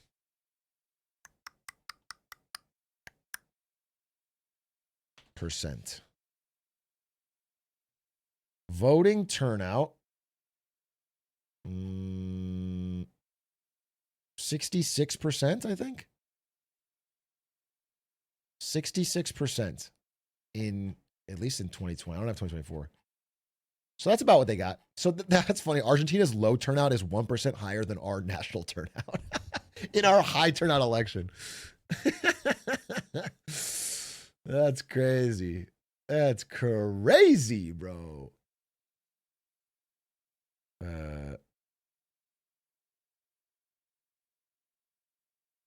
Y'all gotta now be able to everyone's spamming 6-7. It's hard to defend democracy when you guys don't vote and you spam 6-7. I'm trying to advocate for young voters here. Okay? Not only do you not vote, you don't turn out, you go 6-7 Omega Lol. I was playing but this might kill your love of 6-7, by the way. This might kill your love of 6-7. I was playing poker with Tafikins, who's like a 38-year-old man, 36 maybe. And he's got a kid, okay? He's a dad. And every time he got his two cards were 6-7, he would go 6-7, 6-7. And then he would bet fucking 67 chips. It was, okay? Understand that. He did that all night. Nah, that's awesome. Wait, you guys like that? Wait, he's hip with the kids? Actually so funny, based, that's so cool. That guy's a comedy genius. Interesting. Fucking interesting. That's wild. That's fucking wild. I feel like, I mean, 6-7 isn't really even Gen Z, bro. Let's be fucking real. It's Gen Alpha.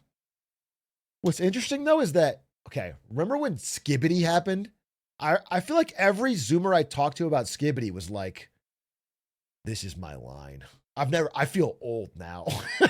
It's like, when I heard Skibbity, I feel like, oh, now I'm no longer. And then when they hear 6-7, they go, like, what the hell's the difference, bro? You guys jump on the 6-7 wave like it's yours. And fucking, for Skibbity, you were like, I really can't support it. I'm trying to be more loquacious with my vocabulary. And this Skibbity stuff is real brain rot. And then 6-7, you're fucking, it doesn't make any fucking sense, bro.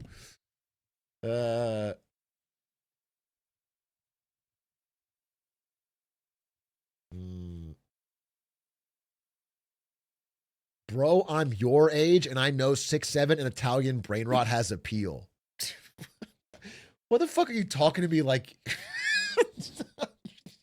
You're not gonna convince me of shit, bro. Don't pretend. Like, you just look bad to me. Don't act like, bro. Okay, let me school you, youngin. Shut the fuck up, bro. Bro, I think I can speak as a fellow 34-year-old. Let me tell you. Shut up. Shut up, bro. No, it doesn't. You're not truth nuking me, pwned noob.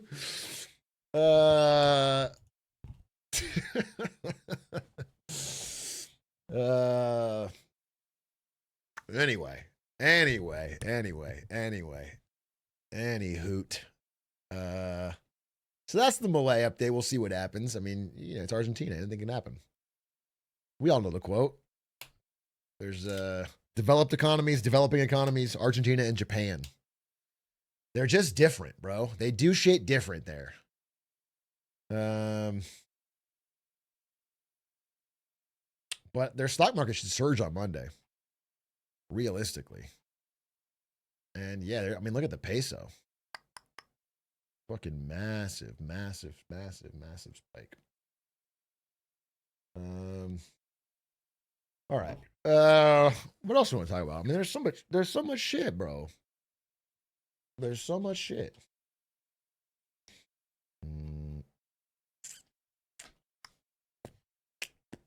Scrandal break? Fucking hate Scrandal, bro. I fucking hate Scrandal. Can you dump their 40 bill? Can US dump their 40 bill, make a quick buck? Yeah, actually. The United States could take the pesos and shift them back and make a profit on when they loaned them. I don't think they're going to do that because it would probably undo their fucking progress. But they technically, if they sold right now, then it was a great trade. and it wasn't a bailout and America made money on it. Technically, I got to be honest. That's the truth. Speaking of Gen Z men and Trump, there was a video I wanted to watch, but I didn't.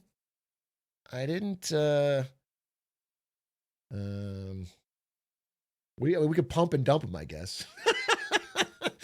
Like the whole thing was a fake out to get through one election, and then there was actually there was this 12-minute video. If you agree, raise your hand. Trump is following through on his promises. Just been lackluster. So as Gen Z men that voted for Trump and they're following up with them, okay? And I brought like half of them still support him, half of them have been less. And I thought it would be good because it's actual people. I have not watched this video. Mixed bag. I'm not saying that he's a perfect man. Trust me, he's not. In November, Trump took over a key block of voters, young men. That guy's 6 Gen Z, months, looks 30. nearly 200 executive orders, multiple military actions, and a massive spending bill later. It's going to make this country into a rocket ship. How many people here think Trump is a perfect man? Because I feel like my audience is like 95% Trump voters. I feel like most people here are diehard MAGA. He has made no mistake. So I feel like we could all raise our hand. He hasn't had any flaws yet. People keep talking about it, but I haven't seen him make any mistakes. I mean, like, even if you don't like his policies, you can agree that him as a man is perfect. Just in his personal life, just the way he conducts himself, you know? It's classy. It's like maybe I don't... There's just a certain class to it. Honestly, I don't agree with any of his positions, but I voted for him just because of he brings a certain kind of class to the job, a dignity to the role. I just want the White House to I think Joe Biden was too cavalier. He goofed around too much. He was a little je ne sais quoi. Yeah, exactly. It's going to be really great. We checked in with 6 of these voters. Hi, everybody. I'm excited to have this conversation. To find out what they think of his job so far. On day one, I will launch the largest deportation program in American history. I'm going to say a statement, and you guys are going to raise your hand if you agree with the statement. President Trump's deportation plan is moving too slowly. Too slowly? Let's start with the people who agree. Are these the same 3 people that said they were happy with him? Let me make sure. This is Jaden, Atticus, and Cooper. Let's just check.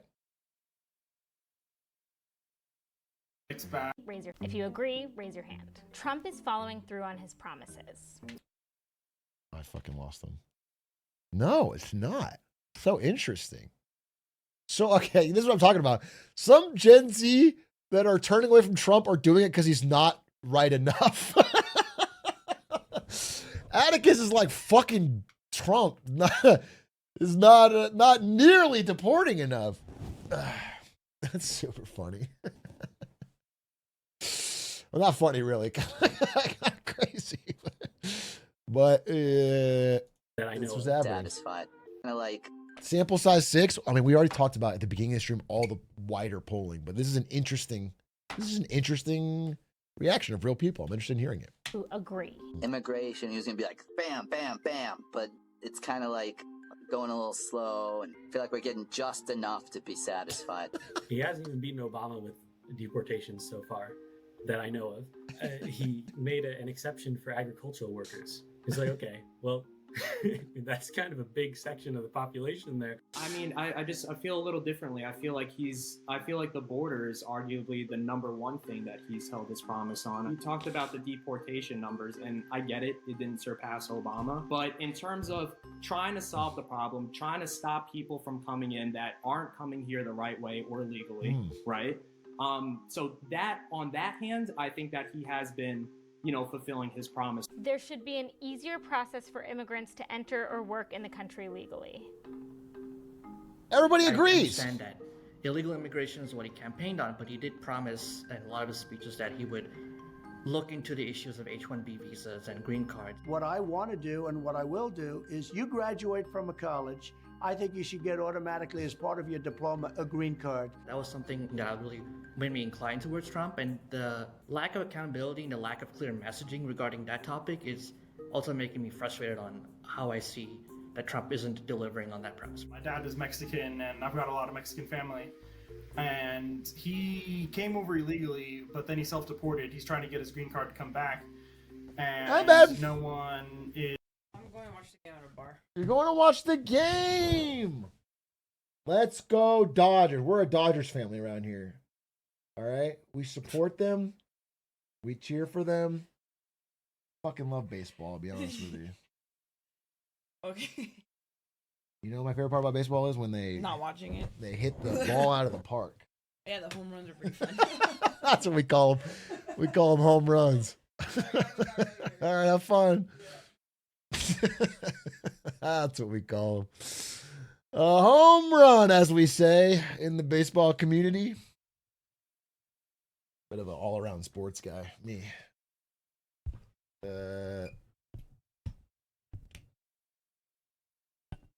is working on that because it's going to be like a decades-long process, and we're like, what's the point? He has taken some action. I know it's not a lot or stuff that. Yeah, I mean, we have a horrendous fucking green card system.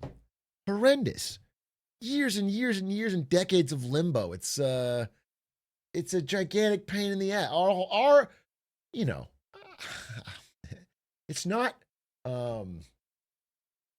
have to go hand in hand. I think a lot of people do want secure border, legal path to immigration, yada yada yada yada. But you have to make it doable.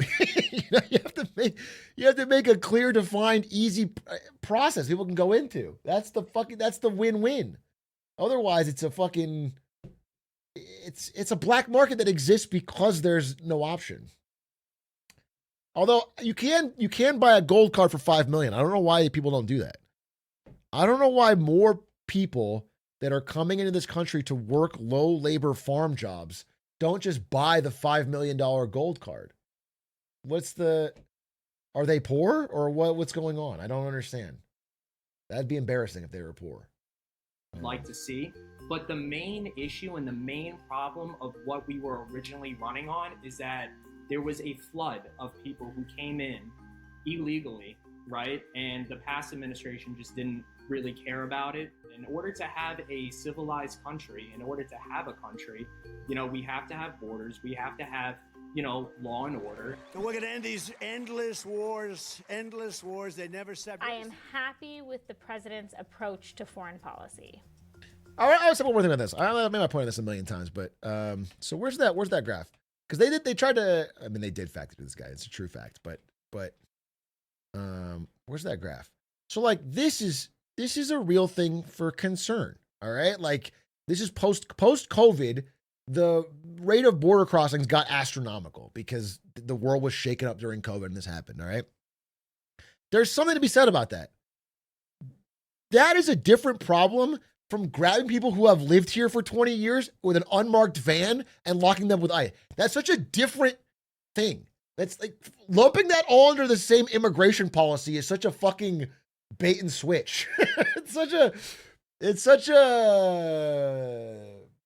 It's disgusting amalgamation of the two problems. Because you could agree that this is something that needs to be addressed by the government and not agree with how anything else is being handled. So that's how I feel about that. And what's up? Oh, you just left. Okay. Where was I? I also want to say, we watched that video about Japan. I think even among these people in this video, and among people online and in general, I still think that immigration is just overly talked about as the source of problems. I understand that it can cause social change in an area, especially if it's really aggressive. There's a lot of it in a short period of time. I get that. I am more moderate, I think, than a lot of people. But it still keeps, I think its importance is still dramatically overstated. It's dramatically overstated. And I think that Japan video, I encourage people to watch it if you can. I love that video. The one by a Japan Analysis that we reacted to. I thought that video was just a perfect distillation of how it's never enough. It's never fucking enough. It doesn't matter how small the immigration number is. People will always turn to it as a way to explain problems. It's always. And so, like, if people ever promise you that that's the reason, just have a second look, bro. Think about it more. Because it's just proof. Like, all these different countries, no matter how much or how little there is, it still gets used in the same way. In order to have a civilized country, in order to have a country, we have to have borders. We have to have, law and order. So we're going to end these endless wars. They never separate. I am happy with the president's approach to foreign policy. Damn. He's been trying on the war in Ukraine. Come on. Like, come on, bro. He's been trying? That's what that... Bro said he'd end it day one. It never would have happened day one. Like, it was the most number one promise. We did the math. We added up all the... It was the most promised thing was day one. And now it's like he's trying, That's wild to me. That's wild. I mean, obviously, he's got a big mouth. He says, "Oh, it's going to be solved in the first week that I'm here." I will settle the war in Ukraine before I even take office. I'll settle this president-elect.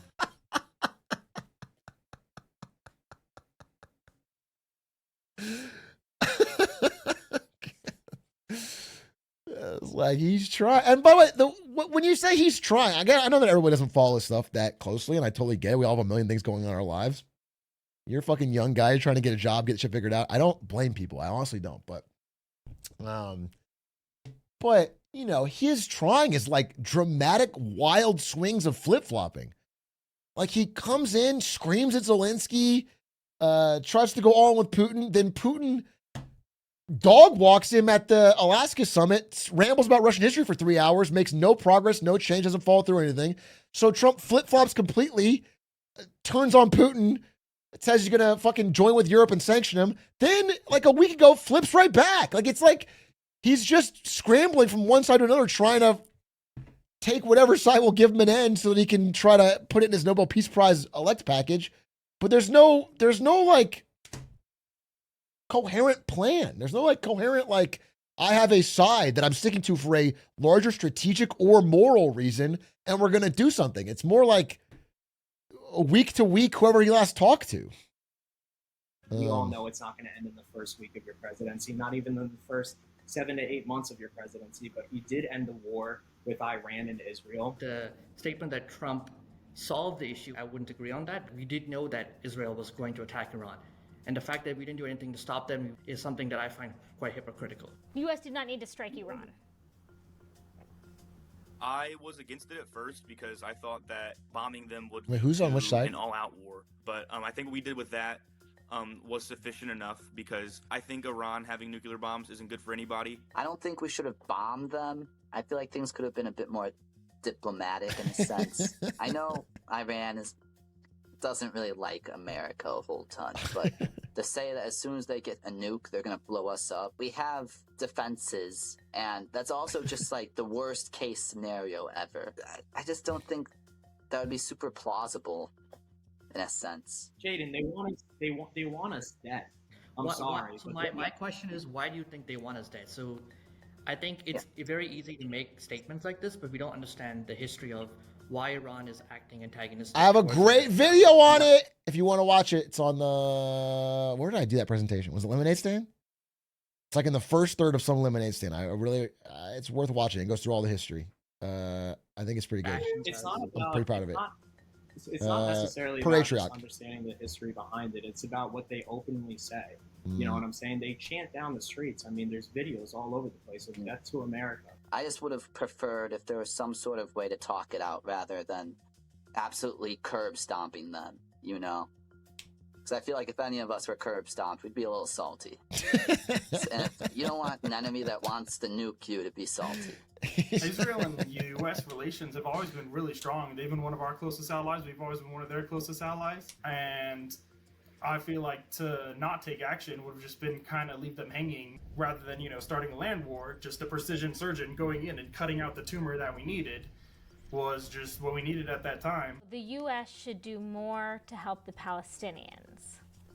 2 to 4. Things that Israel has done to Palestine and to Gaza in general have been, you know, it's pretty unspeakable. You know, I think that I saw the statistic that they've, you know, killed 2% of Gaza's population. Interesting. Now, I obviously don't think we should send weapons to Palestine at all. I just think that we should, you know, send aid, send food, you know, send medical Cooper. equipment to Palestine. I think that it would be, I think it would be really helpful for them, and I think it'd also be a really good look for the United States. You think Cooper's too woke? Them, but I feel like we have such deep ties with Israel that either we have to support them or... Someone in chat said he's an I show speed Republican. That's a new voting block. I'll not Cooper, not this guy. That's funny. Not support anyone at all. Do you think? Honestly, though, yeah, sure. This is who fucking Chuck Schumer and Hakeem aren't getting. They're not getting the I show speed Republicans. They could flip them. Should support Israel or not anyone at all? I feel like they shouldn't be involved in that conflict whatsoever. The bigger thing is we should get a ceasefire going. We should try to start new talks for, you know, a solution to this whole conflict, etc. The U.S. should be more involved in helping Ukraine. Okay, I do want to know, like, they open with all this foreign policy stuff. I don't want to watch too many hours or minutes of my life watching 20-year-olds debate foreign policy. I wanted to hear their thoughts on the economy. I guess we'll get there. It's not that long of a video. Feel the need that we should be in any foreign wars. I just think that in this particular situation, you're trying to pursue peace. That's great, but when one side is not, you know, cooperating, then, you know, you're kind of left with no other choice. My fundamental perspective on this is, again, context and history matters. It's very easy to say support one side and say Palestinian people we have to support. We have to support Ukrainians. But why is Russia attacking Ukraine? If we don't understand these regions and we try to malign one group, that poses a problem because then that will lead to these groups that the U.S. is fundamentally antagonistic towards. They will not engage in negotiation. Would you declassify the Epstein files? Yeah, I would. The Trump administration is being transparent with the Epstein files. I think maybe that he's covering up something. Oof! That's a 0 for 6? President Trump is in the Epstein files, because I feel like if he was, that would have came out a long time ago to, you know, destroy his campaign. I want him to be at least some semblance of honest, or at least lie better, because this is just a disgrace, in my opinion, in just every way. We're going to make America affordable again. They moved on so quickly. That's it. Talking about that for 2 seconds, bro. I had to hear them fucking explain the tactics to win the war in Ukraine for 5 minutes. I had to hear whether we should take the Donbass or not, and now I don't know the fucking Epstein file. That's like that stuff people know a lot about or have more of a strong opinion on. I guess they all agreed, so there's no debate. Going to get them down quickly? I feel optimistic about my economic future. Yeah, I mean, I think it's going to be okay. Really? I don't think it's going to be... I mean, obviously the housing bubble is pretty terrible. I don't think any of us are going to own a house. I'm shocked by that. But in terms of I'm interested in hearing, though. like what the government has control of, I feel like we're heading in the right direction. Moses? I think one thing that I always like to look at is when my parents bought this house that I've always lived in. in 2001, the average household income was $30,000 less than it is now. But if you look at the home cost, it was actually $250,000. Cooper's got ChatGPT open in a window. Reading fucking talking points while he's $50,000 less than it is now. Obviously, Moses was saying that, you know, we got to wait for the house bubble to pop. But you look at that difference, and it's hard to be optimistic looking at your future. I want to hear the rest of them. Do you guys feel that anything Trump is doing is helping you work towards that goal or hurting you? I know he mentioned something during his campaign about like housing interests. So interest rates is probably what he's talking. Trump is interest rates, yes. Interest rates, yes. That's actually not done by Trump. That's the Federal Reserve, and that is based on a number of factors, including inflation. Trump did appoint Jerome Powell to the position.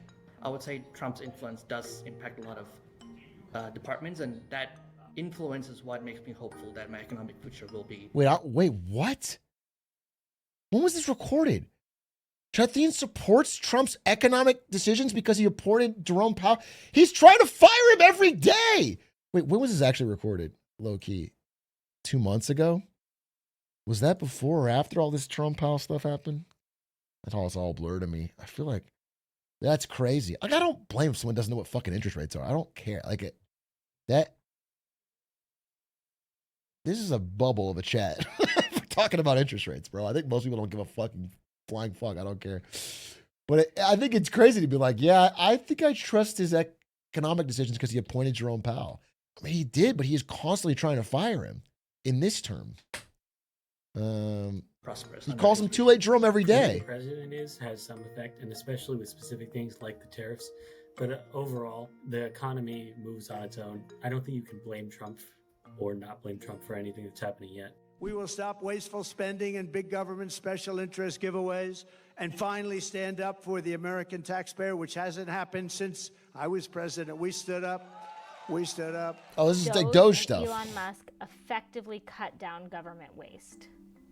It definitely helped us with awareness. Really?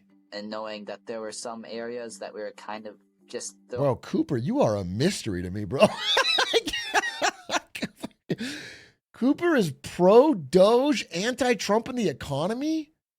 I can't even follow where you thought that shit worked, but these guys are bouncing around. I don't even understand it. Throwing money around. Keep them guessing. You gotta keep them guessing, bro. You gotta keep them guessing. Hell, I respect it, bro. You never let them know your next move. I mean, I think they should continue their efforts. I think Trump should do a better job at cutting down at the deficit. I know he's been trying, but you can argue that the bill recently passed didn't help that much at all. They did do a lot of good things. You could argue that. I would make that argument. I think you can make a strong argument. I actually don't think you can argue the other side very well, to be quite honest. It just wasn't enough. It was just a drop in the bucket. I think Elon Musk got rid of a lot, and there's probably more. But that's not a large portion of the budget. Telematicus! Doing stuff, and people are going to have arguments as to why we should have it, but you need to make the hard decisions and cut them, which nobody wants to do. People just don't understand that the comfortable and cushy life that we live here in America, regardless of your status, whether you're poor, broke, or rich, we still live at a point of privilege where the government can take care of us. Yeah, but people don't understand that, and that's why no one wants to cut anything. I think the big problem is politicians get elected on promising people things. They don't get elected on cutting things as much as... Telematicus? The Democratic Wait, system. what? Okay, so why the fuck are you... Michael, why are you giving him credence and you're on this side of the fucking vote? You're like, yeah, good point. That's the only point. That's what happened. On cutting things as much as I don't we know. want them to. So, the Democratic system. I feel like Michael's saying the opposite of what he voted and then also agreeing with this. And you money. That's how you get votes, Atticus. That's how you get votes. You start giving money out. If you give money out, you pay somebody $100, they'll vote for you. If the election were to happen today, knowing what I know now, I would change my vote.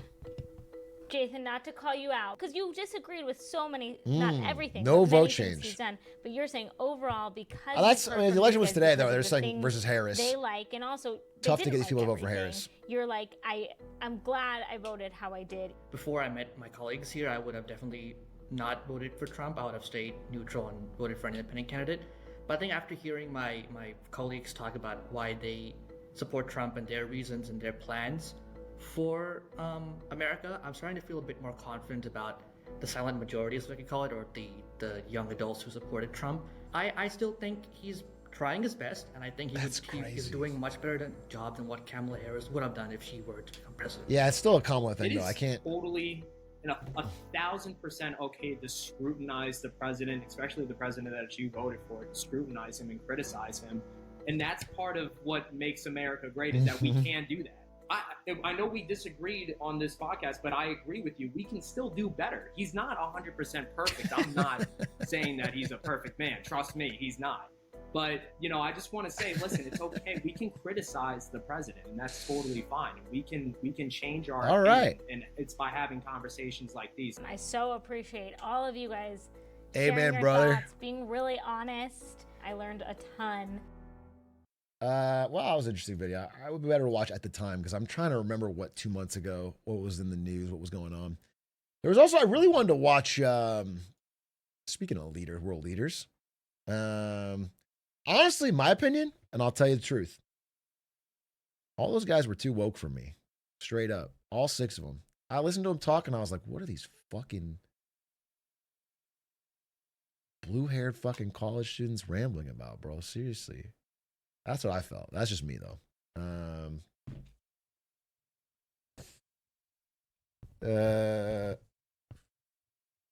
Hey, Big Gliz. Oh, you want me to watch a video essay? Not today. Not today. Brother, as a non-American, this confused me. I feel like I know more about American drugs than these guys.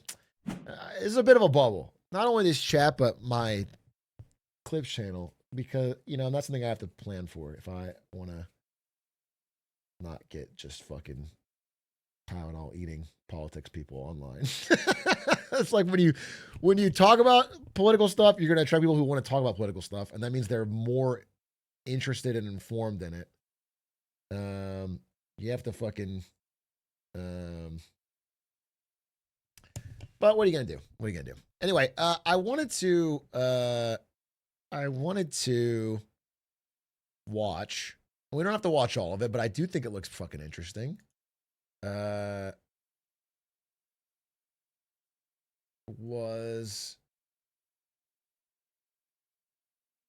like doing really well for this kind of video. Where is it? Where is it? Where is it? Oh, there it is. Okay, the FT did a video 4 days ago with the Prime Minister of Singapore. Singapore, extremely interesting country, really built from nothing by Lee Kuan Yew, really turned that country into a economic powerhouse by being small. And they did an interview with him, and it got 1 million views in 4 days, which FT does not normally get that kind of views.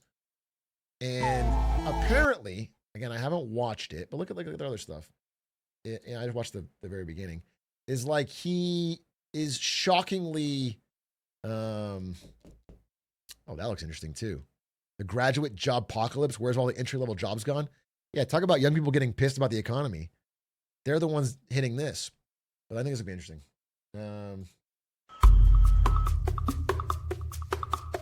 He's got motion. Well, He's Prime got motion. He's got some Minister, aura. Singapore is perhaps the most globalized country in the world. And you like rules, you like precision, you like mathematics. We like stability. You like predictability. Yes, of course. You like Who doesn't? stability. Who doesn't? You must be having to adapt to a new world order. Yes. Tell me a little bit whether this requires fundamental change in the way that Singapore operates. We are certainly in the midst of a Does he have that great iron in him? transition Possibly. to a multipolar world. Wait, you got to guess this. To know about Singapore, you have to watch the You Have Iron clip. I'm sorry. That's the opener before we do anything else.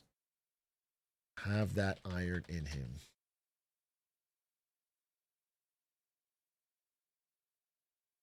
I can tell you that when I met the SIA pilots, I didn't meet them on TV. I met them, took them 65 minutes. They did as much talking as I did, a lot of them in answer to my questions. Okay. And they decided, okay, it isn't worth the fight. Why? Because they know they'll lose. They know that I'm prepared to ground the airline. They know that I can get the airline going again without them. And let there be no mistakes about this. Whoever governs Singapore must have that iron in him or give it up. This is not a game of cards. This is your life and mine. I spent a whole lifetime building this.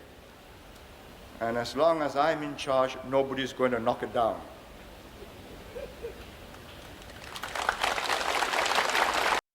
Aura, dude. Pure aura. Pure fucking aura. And again, Singapore's, quality of life, standard of living, income, GDP per capita, they all roared under him and are in a good spot now. So this is Lawrence Wong, and he's the current leader of Singapore. Now again, Singapore has political. They're not really problems yet, but they could be, in that they have essentially a one-party state. It has an election, but the other parties can never win.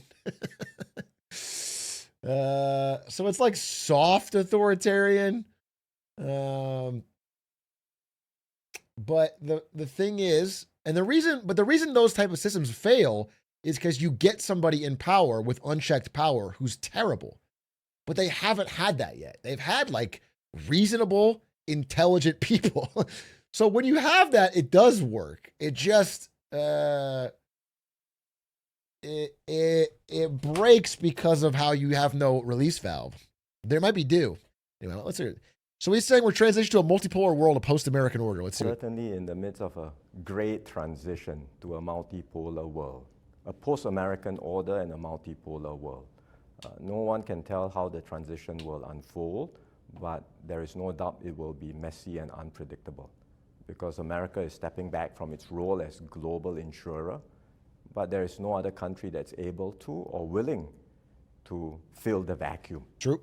So we are in an uncomfortable position where the old rules do not apply anymore, but the new ones have not been written. Yeah. And we must brace ourselves for more turbulence ahead.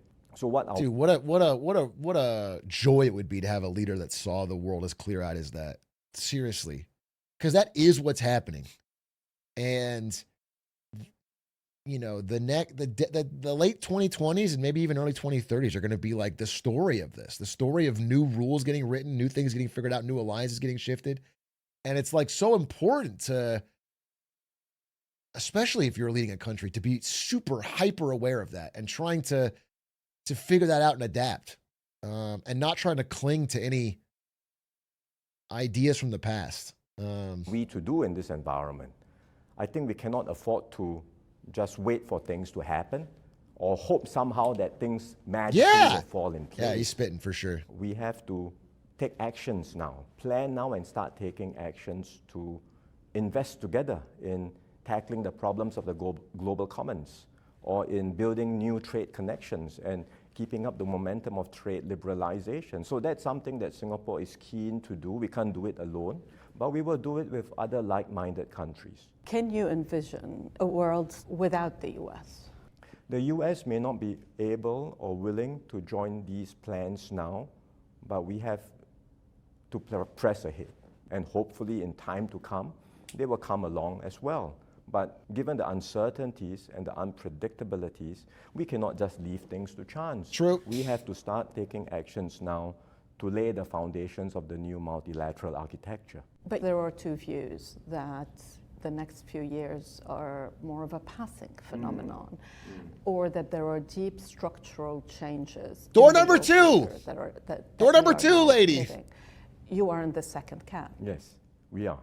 We are, because we believe what has happened in America is not just a temporary phenomenon.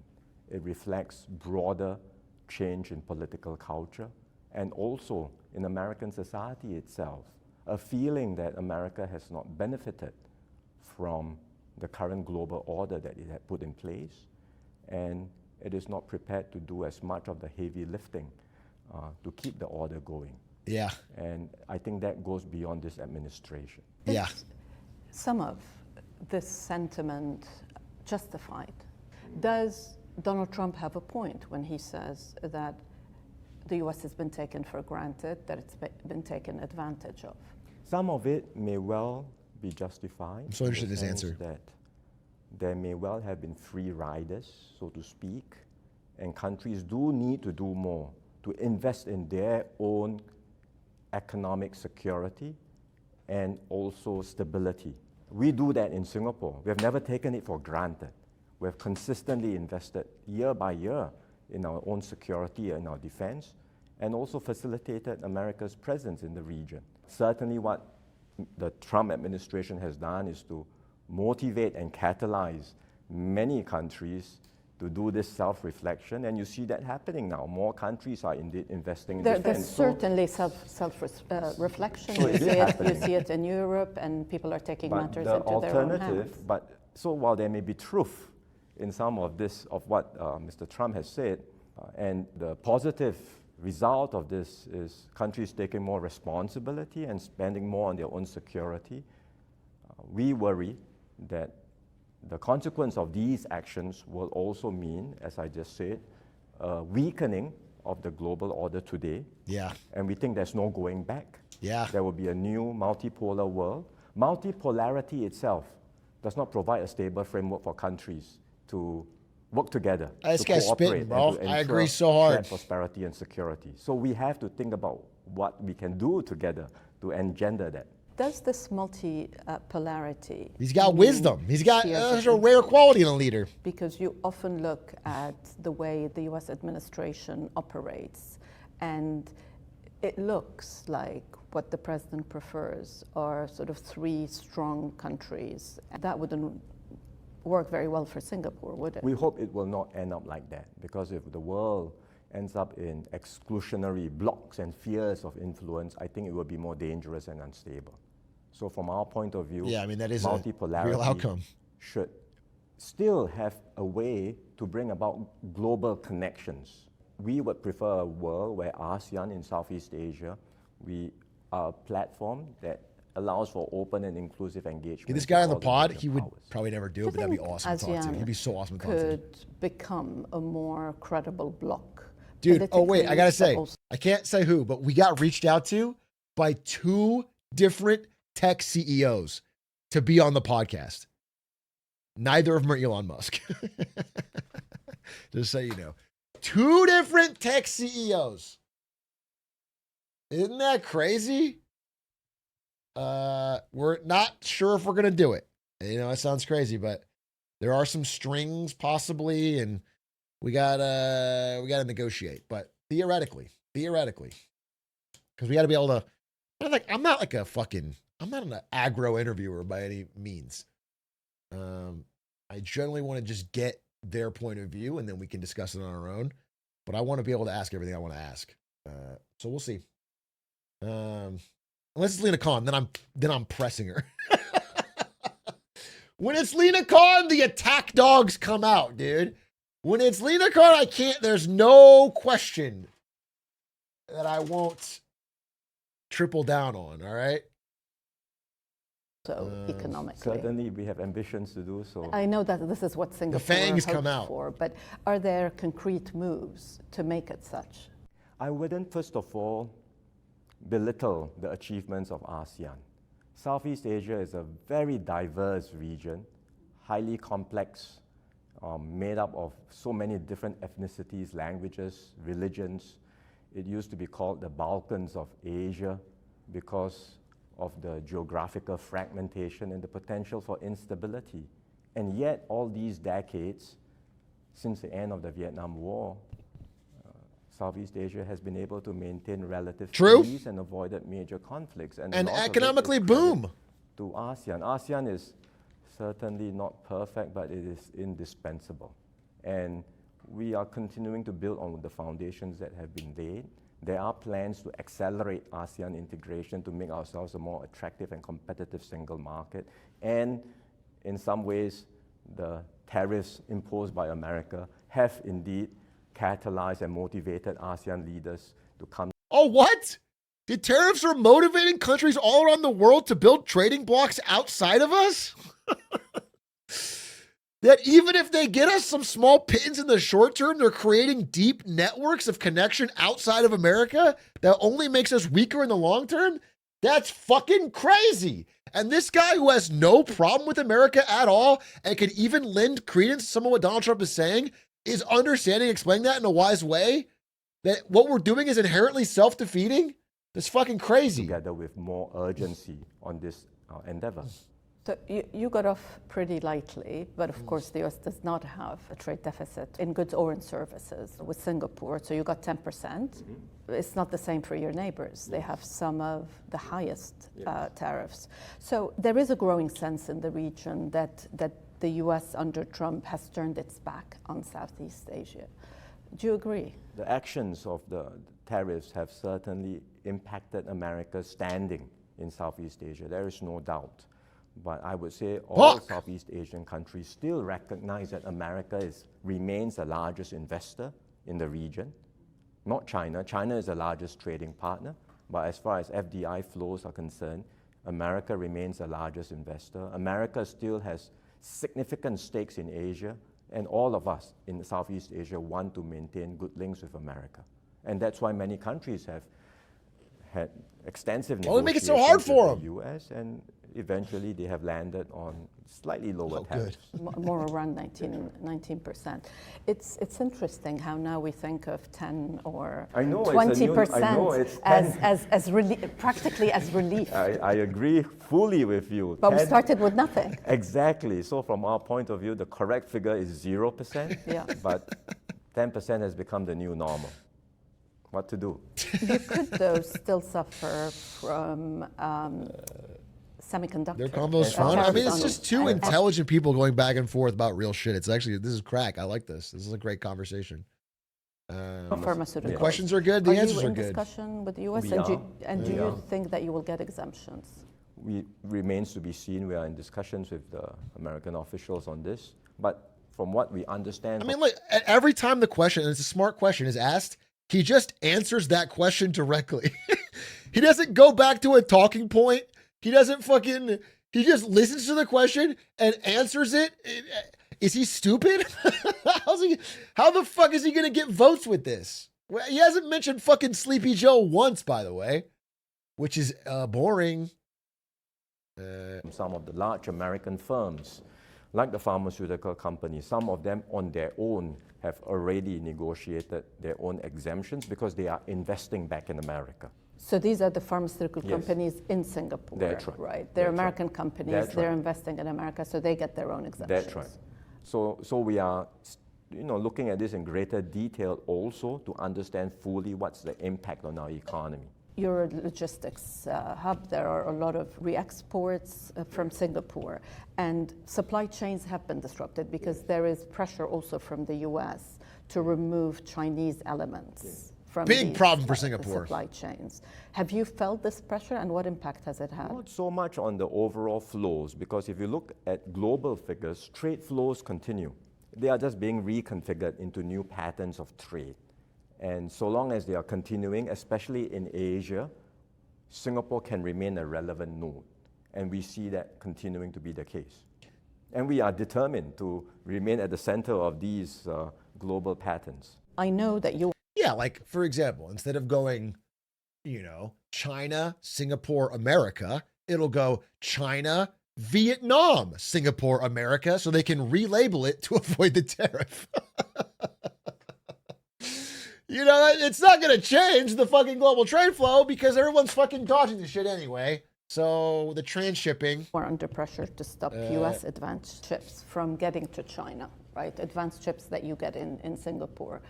What are you doing to stop these flows? Well, our position is very clear. We've established a business hub on the basis of our reputation for rule of law and trust. And so we are determined and fully committed to maintain the integrity of our business environment. We will not tolerate businesses violating our laws. We'll take strict actions. And when it comes to export controls, we will also not condone businesses or individuals taking advantage of their association with Singapore to circumvent the export controls of other countries. All right, but to be clear, it is happening. I mean, I think his answer's fine, but to be clear, it is happening. Like Singapore, and it's just a reaction to what will happen. Like, it's the Napoleon continental system. It's whatever. If you try to whack-a-mole, control, black market something, there will be a way in. Singapore as a commerce hub becomes that way in for NVIDIA chips to China. They go through Singapore to get to China. That's how they get there. So where America is concerned, what we have done is put in place robust arrangements so that the US government can take actions, investigate companies of interest in Singapore if they so wish. And we will also extend... I think that's even fair. That's a fair answer because it's like saying, listen, this is an impossible whack-a-mole game. We're going to give you complete freedom to deal with it as you want, but you can spend all the money and time trying to hunt it down forever. That's a great answer. Because honestly, like if America wants to spend tons of money and tons of effort to try and fucking hunt down every single GPU smuggler in fucking Singapore, they can do it. It'll just keep happening somewhere else. It'll keep, if you want to have the endless, it's like the fucking, war on drugs or whatever. If you want to try and hit the supply and never hit the demand, you can go for it forever. You can, whatever, but it's not our money, not our time. Similar arrangements for other countries if they would like also to have the same treatment where it comes to their export controls. Because nowadays, export controls is not limited to America only. I know, China's got rare Are you earths. surprised that economic growth hasn't really suffered? Tariffs were supposed to do a lot of damage. And yet, whether you look at the global economy, the recent IMF report, or indeed in Singapore, economic growth has not yet been affected. Did we get it wrong? No, I don't think we got it wrong. I think there are several reasons for it. One, the actual rollout of the tariffs have not been as high as what they initially were indicated to be. Second, there has been a lot of front-loading of activities, I mean, that's the big which has one. dampened the impact. And third, generally speaking, because of AI, because of new technologies, the rest of the economy has been quite resilient so far. But there will be an impact. I think we already start to feel it in our own economy. This guy's wise as fuck. In many ways, we always say the Singapore economy is like the canary in the coal mine because we are so open and so exposed to the external environment. We are the first. What the fuck did AI do? It's not about the effects of AI. Not like AI is dramatically increasing productivity or anything. It's that the spend on AI has kept a lot of things afloat. At least here in America. Like of our GDP growth, I don't remember the exact number. If it's 3.1% of that is due to data center AI spend. So much money is being spent to build out power, build out data centers. So if we didn't have this gigantic vacuum of money towards AI, there would be almost no growth. It's the only thing that's growing. External environment starts to weaken. We didn't feel it in the first half of this year. So how are you feeling it We are now? starting to feel some slowdown now. As interesting. we approach the second half of this year. Interesting. Because of uncertainty, businesses are holding back on new investments and new hiring, and we are starting to I hope see they don't a start general firing. slowdown in business activities. I'm just wondering how you and your neighbors navigate the tensions between the US and China. Impossible. There may be a trade deal, there may not be a trade deal. One day it's on, one day it's off. How difficult is it for you?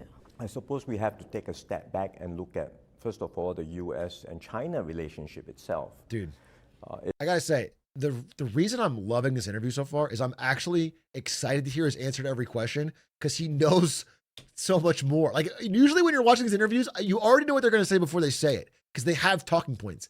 But I actually want to hear his POV on every one of these questions because I'm going to learn something from a guy who's like deeply living this every day. It's actually interesting. It's the most consequential and he's not in the world. He's also not lying. I mean, maybe there's more he could say for sure, but he's not like he's not clearly trying to redirect back to a safer thing to say. He's like answering these hard questions that could piss people off. And it's also... It's kind of like when I talk about Twitch chat. It's like I feel very similar to when I hear Twitch chat talk. It's like you guys are just dropping wisdom after wisdom after wisdom. And it's like, sometimes I don't even want to stream. I want to just stare there and listen to you guys. I just want to shut up and listen because you guys are dropping so much knowledge. I assume at some point he's going to say glizzy, glizzy, glizzy, coffee cow moo. And I'm going to be like, wow, brilliant. He might be in here right now. Guys, I have to pee really badly. I'll finish this interview in just a second. I got to pee so badly. And refill my water.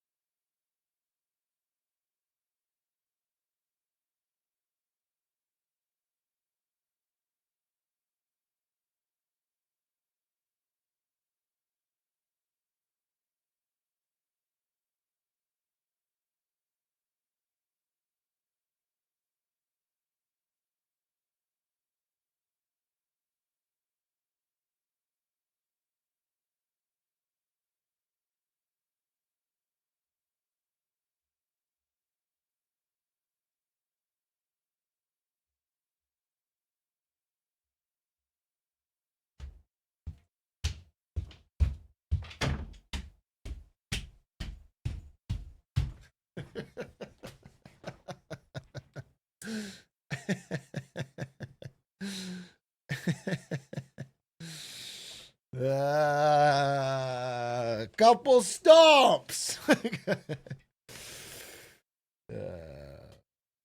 Quietest Atrioc stomp. Shut up. I don't stomp. That was a joke. That was a joke stomp. Okay? It's not real. Not tsunami warning. Atrioc on the court, we call him the bricklayer. I had a pretty bad game on Sunday, honestly. I was fucking... I don't know. There wasn't Austin Reeves out there, I'll tell you that. Okay, wait. It's because you didn't pray. Atrioc got that iron into his feet.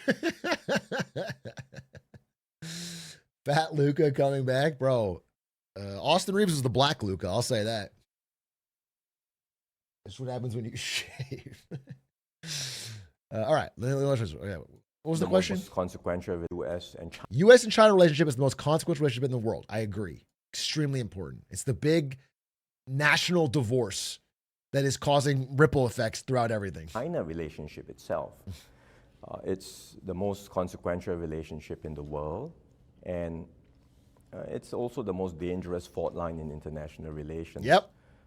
For now, you can see both countries wanting to insulate themselves from each other. Yeah. But there are also many interdependencies between them. Their economies are deeply intertwined, and they are looking at potential points to use as leverage. But when one economy squeezes, the other squeezes back right away. So you end up in a path and a dynamic of mutually assured destruction. We see this happening already, as even now. And furthermore, when one side starts to weaponize a particular dependency, it just motivates the other to look for alternatives. Yes! So when America yes! controls on chips, China will start looking for workarounds. Yes, dude! Because you can use lower-end chips as workarounds, and China will start looking to become more technologically self-reliant. And when China puts controls on rare earths, I think all of us will start to... Do you guys think that Lawrence Wong watches Big A? You think he's a per Atrioc kind of guy? You think?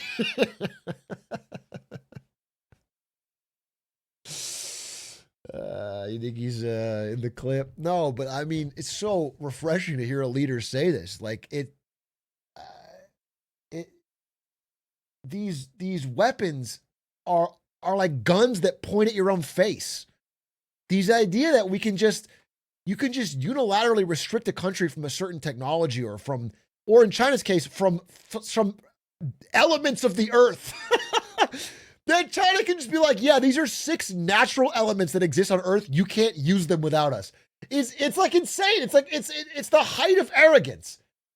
The idea that America can be like, you guys can never have high-end chips, and then China be like, you can never have, xanthium or whatever. It's crazy. It's crazy. It's crazy. It's a crazy thing to do, and of course it will backfire and drive people to work without you. And it applies even things like mostly with sanctions, dude. Like, listen, Trump threatened more oil sanctions on Russia. Do you know what happened in response to these threats? Did Russia stop selling oil to India? No. Stop selling oil to China? No. The price of oil went up 6%.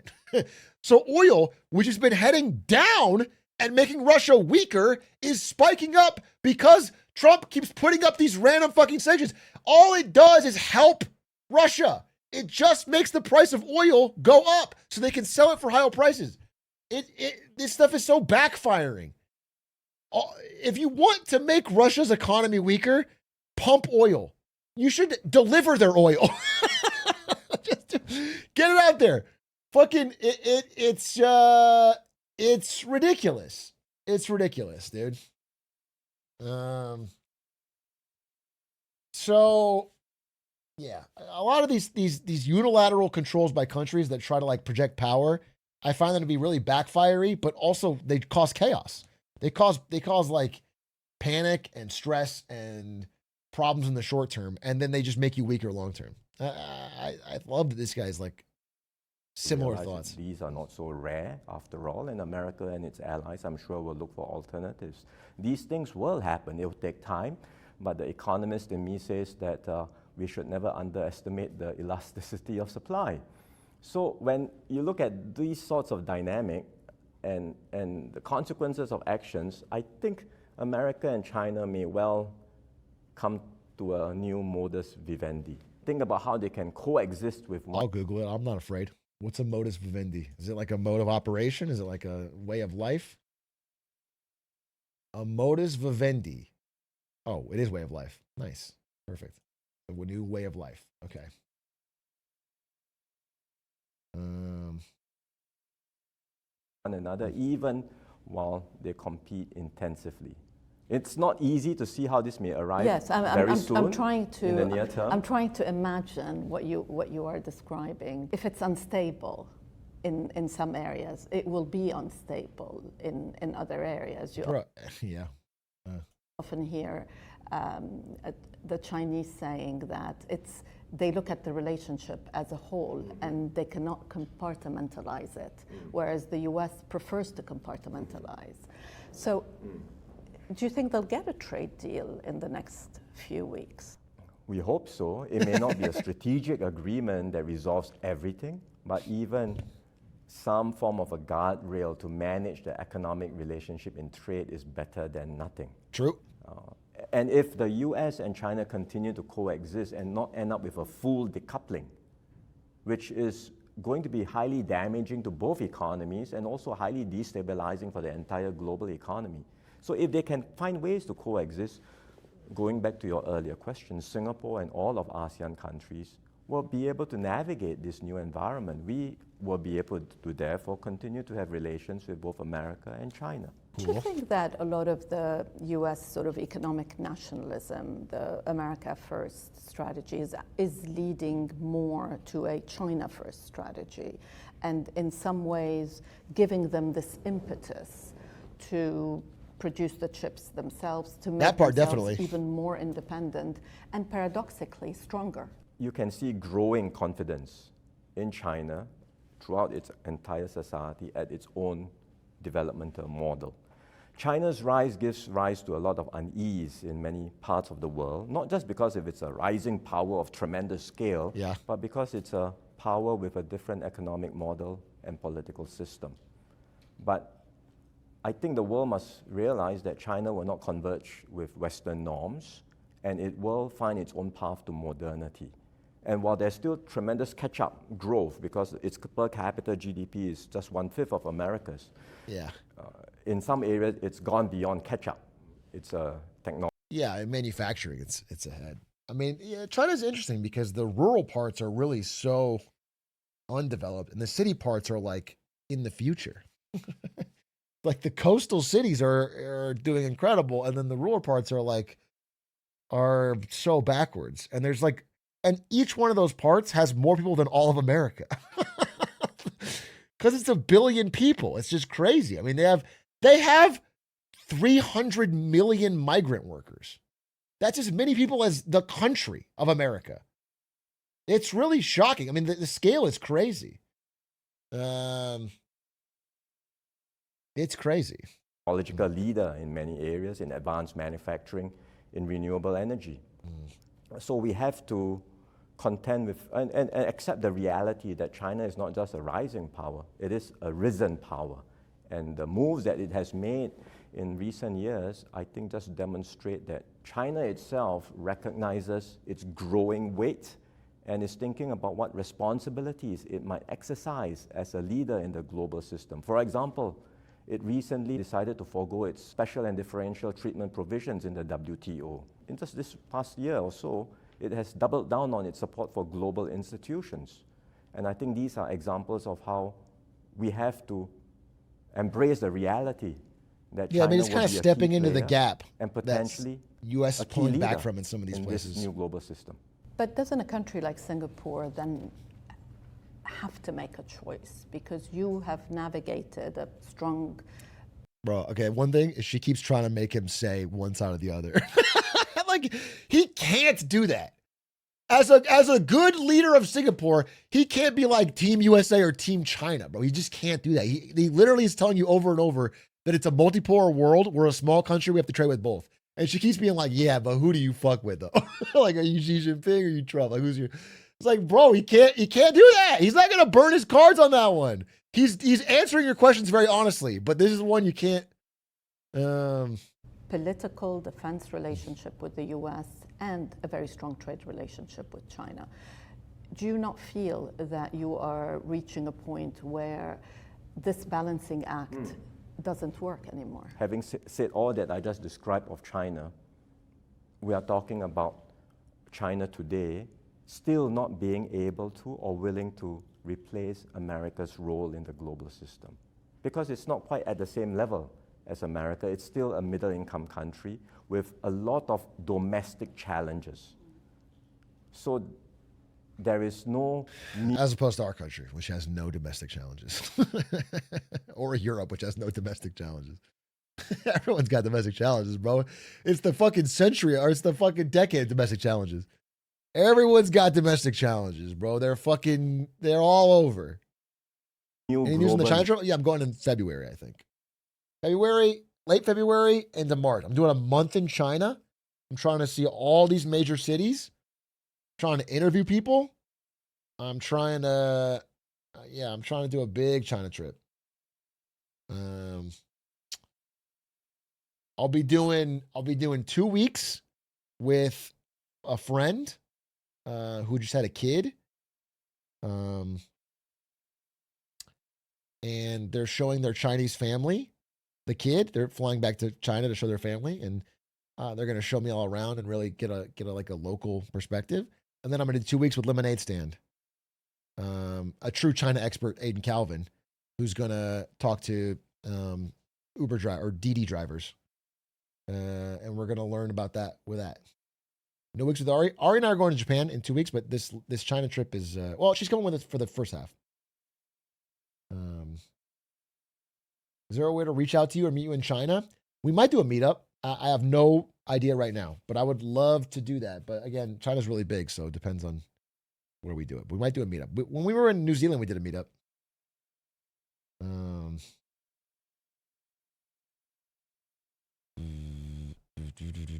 Leader yet emerging, and we are in this very messy period of transition. Yes. And this will be a long... What does Singapore do then? Therefore, in this very unpredictable, messy period of transition, which can continue for years, maybe more than a decade, Bro, I think we will have... Give it a rest, lady. Give him a chance, bro. He can't tell you a straight answer on U.S. or China. All right, he's trying to tell you that he's going to figure it out and work with. To work with like-minded countries, as I said just now, find ways to preserve and reinforce the multilateral frameworks that matter. So describe to me a little bit this sort of multilateral system that you see. I know that there's a new grouping that you are promoting with other smaller countries. How do you see that system working and surviving? They scale up. The efforts are multi-pronged. One, we have to reinforce and reinvigorate existing institutions like the WTO. For example, in the WTO, the consensus decision-making process, which is a treasured principle, has become a recipe for paralysis. We have to change that. We have to find ways for plurilaterals to take off in the WTO. Well, you need the US for that. Or how does this guy know my language so much better than me? Plurilaterals. I get it by context, but I've never used that word in my life, bro. This guy, this guy's fucking crazy. You do. So we're not discounting the role of America. We're saying some of us should start moving, keep the momentum going, and in time to come, even if America is not willing to or able to make a decision today, maybe down the road it might. And so we have to do that in terms of refreshing global institutions, which we are doing. The second part is to look at pathfinding. I studied at Harvard of the Southwest. We're no different. First of all, we're no different. Okay, we both studied at branches of Harvard, essentially. And then, yeah, I know Singapore, one of the main languages is English, but I'm quite sure he speaks more than one. I don't know which one he grew up with, but. New initiatives, which we are working on too with like-minded countries. So the future of investment and trade partnership, which you talked about. That's the one with the UAE and that's others. right. Yeah. We bring together small and medium. I'm just saying, let's be real here. This guy's smart, don't get me wrong, but what's his League of Legends rank? You know, where'd he peak at? Can we be real? Where'd he fucking peak at? Let's be real. Let's be honest, dude. I think he has that iron in him, if you know what I mean. I think he's got that iron in him, and that's not what we need to have in a leader.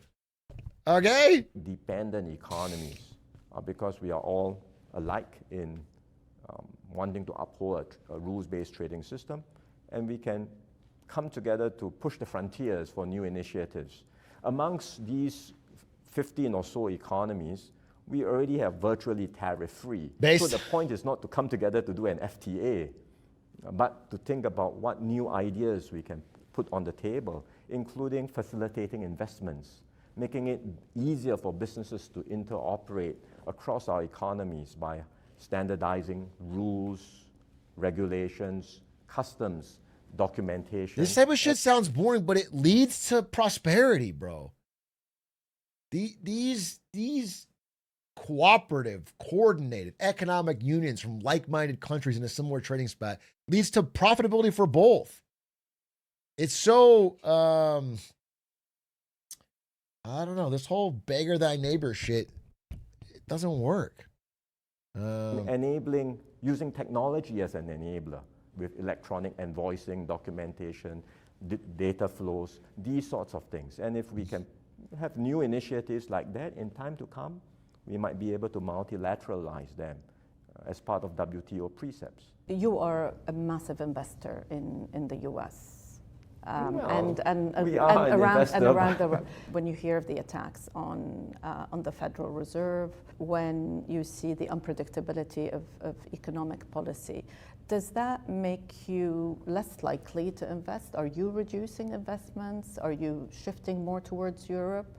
Or is it there is no choice? Your largest investments have to be in the US.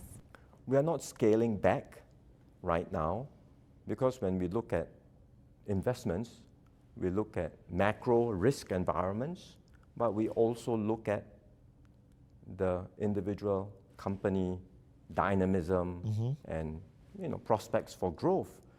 And for now, while the risk premiums at the macro level may have increased in America, we still see a lot of leading edge technologies, tremendous dynamism in American enterprises. True based. So we remain invested Eagle in Screech these companies. But it's not America Stars and Stripes? alone. We continue to look out for opportunities around the world, in Europe and in Asia and other parts of the world as well. What about Europe? There is an opportunity for Singapore politically, economically, on the investment front, to have a closer relationship Very much with so. the EU. We think Europe will be also a key player in this multipolar environment. Europe is a major power in its own right, and Europe will be a key player in this new global environment. So we are keen to forge closer links with Europe. We already have very close links with Europe between Singapore and the EU. Does Europe We are now? looking at how we can bring different groupings together, and there are opportunities to do so between the CPTPP and the EU, for example. We have been having discussions on a more formal partnership. That accounts for something like 40% of global trade between EU and ASEAN. Incidentally, EU has already signed or moved on FTAs, not just with Singapore, but with several ASEAN member countries. So if we can get EU and ASEAN together on an FTA discussion, that would be another 1/3 of global trade. So these we see as new opportunities to reinvigorate trade. I mean, we are in a world where the global system is starting to see more and more, becoming more and more clogged up, but we would like to keep the arteries of trade open and maybe create new arteries. And that's why we see these strategic opportunities with Europe. Does this new world order that is yet to emerge, does it require any domestic changes in Singapore Interesting towards question. more political liberalization? You're going to have two I parties. ask also because you would have seen that there's a new youth movement that's emerging in different parts of the world. Oh, in yeah, Asia and also in Gen Z Africa, the movement, Gen Z movement. Tell me how you are thinking about the future on domestic, These are tough questions. social and political liberalization. The two are connected. It's a relevant question, the changes in the global order, as well as the sort of youth movement that you see around the world. And we see growing anxiety amongst young people everywhere in the world. Yep. In China, they talk about lying flat. In Japan, there's a term, hikikomori, staying in the home, not going out. Yeah. And I think in America, Europe, you talk about... You call them Atrioc viewers. I know, I get it. There's a term for them everywhere. We got it, okay? We don't... We call them people on the Rift, bro. League of Legends players. The Great Resignation and all sorts of other terms. So you see that level of growing anxiety amongst young people because we are in a different environment, less stable, more chaotic, more disorderly. So naturally, young people are more concerned about their future. Yeah. We feel that in Singapore too. Yeah. So from a political point of view, from a domestic point of view, our focus must be to find ways to give assurance to our young, to give them that confidence. Yeah, that's what they want from a leader more than anything. And that's what we are determined to do. That's what they want more than anything in the fucking hardest world. Thing that you've had to do since you became prime minister? Many hard things. I don't know that I can... Hardest. Have you been to see Trump? Not yet. Okay, Not yet. so you haven't done the hardest. We might have a chance to meet when he comes, if he comes for the ASEAN summits, which he has said he would. Yes, because he has to sign the peace agreement. Yeah. Well, I'm not sure whether it's just for that, but if he comes to the ASEAN summits, there may be a chance to meet him. I've had a phone call with him late last year. It went well, but I'm sure there'll be opportunities to meet. Okay, so we take that out. That's not the hardest. What is the hardest? Has been really in managing people.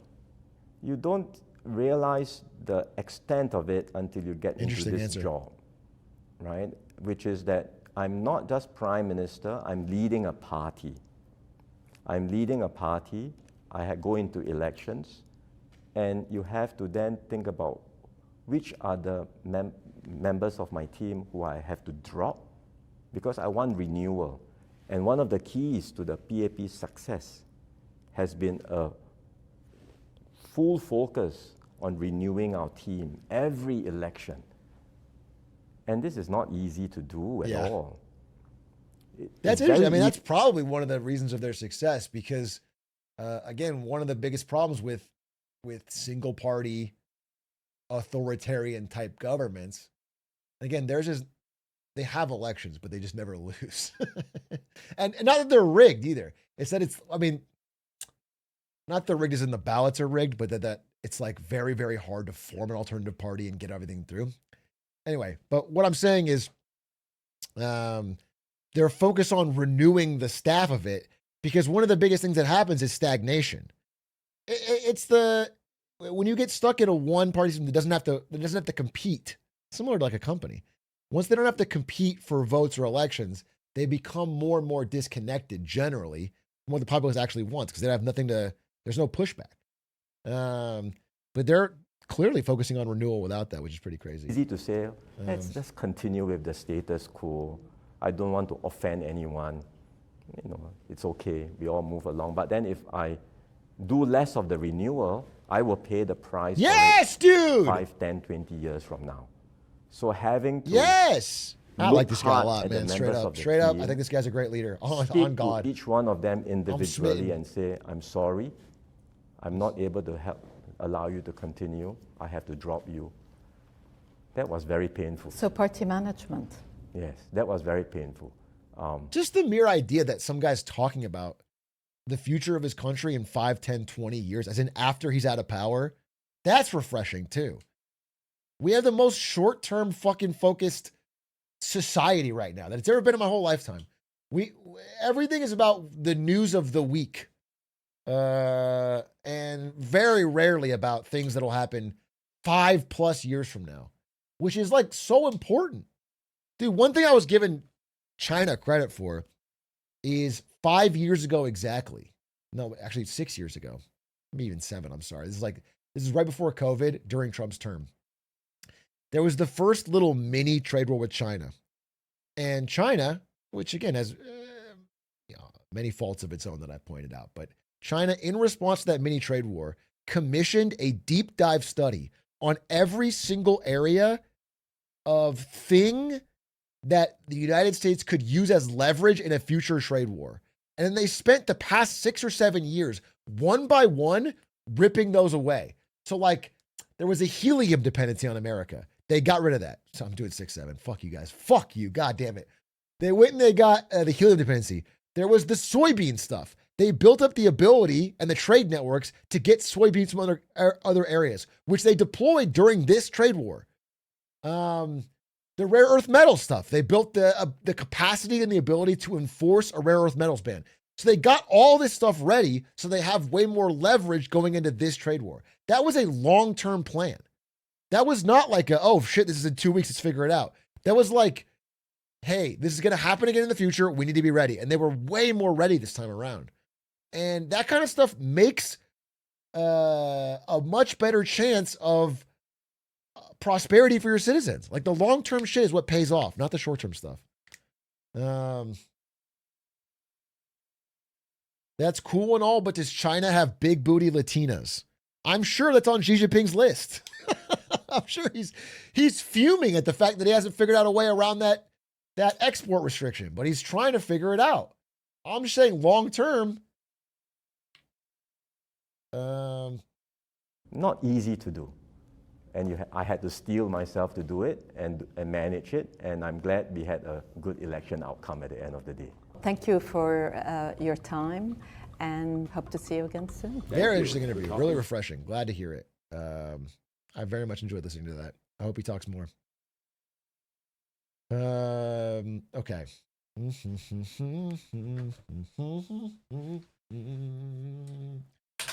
I don't want to make any claim here that Singapore is perfect either. No country's perfect. That's the fucking thing that, especially Zoomers, I wish they understood.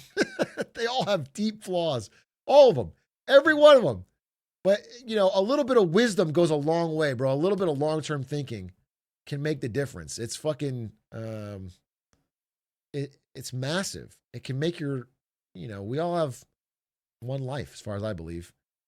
And choices that you don't get to make can have huge effects on your life for 30 years. And so you really want wise people making those choices.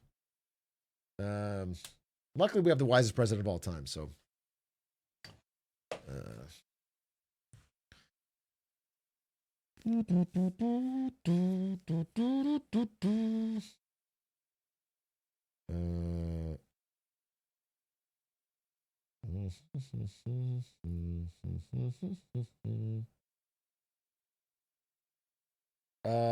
what else did I want to do? I have this little list here. Oh, I saw something funny. Speaking of China, guys, this report came out today, and I just want to say, if you're whether European, whether you're American, we all have to come together and defend Taiwan now more than ever. Because researchers in Taiwan have discovered a new cure for baldness. Okay? 3 weeks they were able to turn a bald mice into growing fur again. Okay? I want aircraft carriers rotating around Taiwan 24/7. This is a full-on defense, national defense. Sell turkey stocks. As a Turkish patriot, I hope Trump destroys Taiwan. Trump destroys it? That's funny. That's so funny. This is big, dude. This is fucking... Look at that hair. It grows back thick and full right there. On the rat. This is massive. This is a game changer. I'm going to come back from Taiwan. I'm going to have hair like... I'm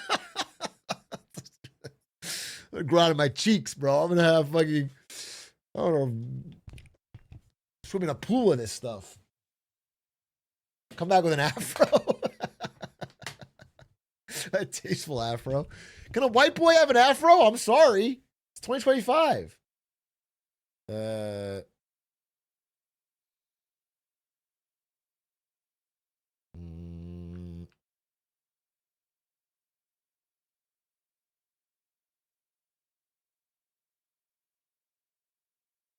Wait, what is this? A little Road to Empress. I am gonna beat it this week. I'm not playing it today. I'm trying to get back into the swing of things, covering the news and things I'm interested in while I have a fuck ton of energy because I slept great. I will probably end here in a second though, maybe. The thing is, I'm gonna stick to around 3-hour streams and just be high energy and happy and do them earlier in the day. That's what I want to do. When I push it, then I fall behind. Because I tell you what I have to do. Let me be honest with you. I just want you to know. I'm going to give you a list of things that I have to do right now. Let me make it for myself. All right. Number 1, I have to record VO for the Age of Empires Best Game Ever video. I did an interview with Hera. We just need a little bit of VO. I have to record VO for that. Number 2, I have to record VO for the Hitman contract video. I redid the intro. I have to re-record the fucking VO for that. Hitman contract video. Number 3, I have to work on and prepare, and ideally finish relatively soon, a live Marketing Monday for Atrioc. So it has to be something that has live elements. I need to be working on that in the downtime. Number 4, most immediate, I have to make a presentation. I started it, but I have to finish it. On the Gen Z protests all throughout Southeast Asia and Africa for Lemonade Stand tomorrow. And I have to make it One Piece themed. I also have to get a One Piece costume for tomorrow because it's a Halloween episode. I have to get a One Piece costume for tomorrow to record this. Okay? So this is that's 5 things already that are on my playlist. Oh, also I fucking have to... I have some business tax thing I got for my fucking LLC thing, so I have to fucking figure that out. And this has been sitting there for 2 weeks now. It's probably unpaid. I'm gonna get fucking pulled over by the IRS. What else I got to do? I got a lot of things that I need to fucking hit. So I got to make sure that I don't let this shit overwhelm me. And then I stay on top of it and I balance it. Because otherwise I end stream and I have all this shit to do and I feel tired because I stayed up too late. And then I fucking just play TFT till fucking 1 a.m. or I fucking sit there and watch. He didn't stream for 5 days and did do anything to do list. I did a lot on my to-do list, okay? There's just more. Just pop an Addy, bro.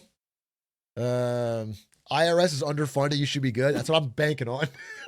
That's what I'm banking on. They can't get me, bro. They barely got any employees. Trump's cutting them. Trump, please keep cutting the IRS.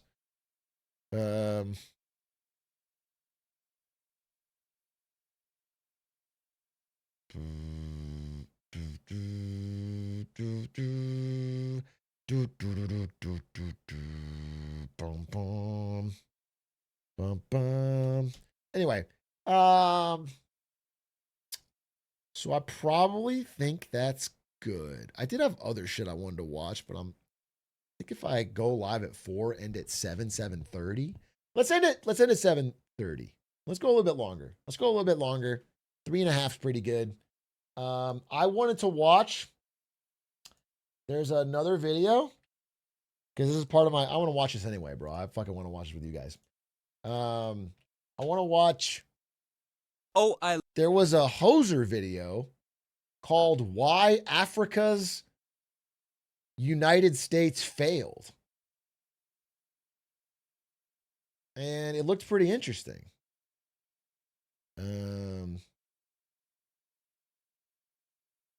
It was about Liberia. Has anyone seen it? Was it good? I just watched that. I love that shit. Sounded interesting to me. It was woke. All right, it looked good to me, so I thought I'd watch it with you guys. And it's 20 minutes long, so. The American Constitution. More like Liberia. It's one of the great documents of American. I bet you thought I was going to say of American history, but no. It's just one of the great documents. I agree. It laid out how the first true large democratic experiment would work, and it really gets into that spirit which has defined America. Yeah, fuck yeah. The self-determination, the rule of man, the equality for everybody.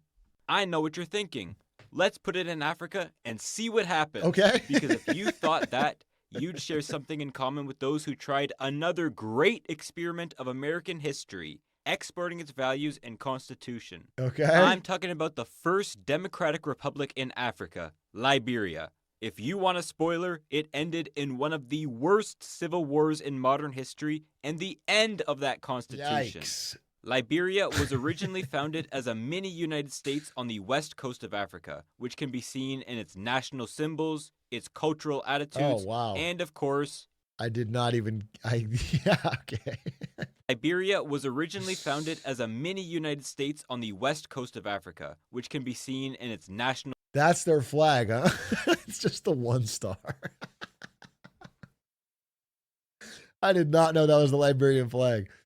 That's very funny. It's like copied the homework, but just lost 1 star. It's 1 state. That's fucking the Lone Star country. Symbols, its cultural attitudes, and of course, its form of government. It's also a country that, like the USA, has always been defined by the politics of race.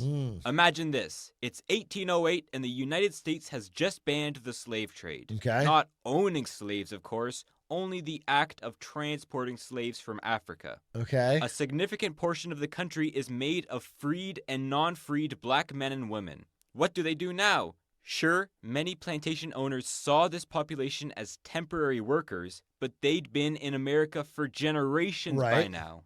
Well, a growing coalition of people suggested they should return to Africa and create a new nation. Oh, really? This That's where it comes coalition from? brought all sorts I don't of know anything people about Liberia. together. Slave owners, abolitionists, clergymen, black nationalists, white nationalists, for all sorts of reasons, like giving economic and political freedom to former slaves, or segregation across ocean lines. Sure. Not even a decade after the slave trade's ban, the American Colonization Society was formed, a group dedicated to the colonization of Africa, aka the resettlements of black Americans to Africa.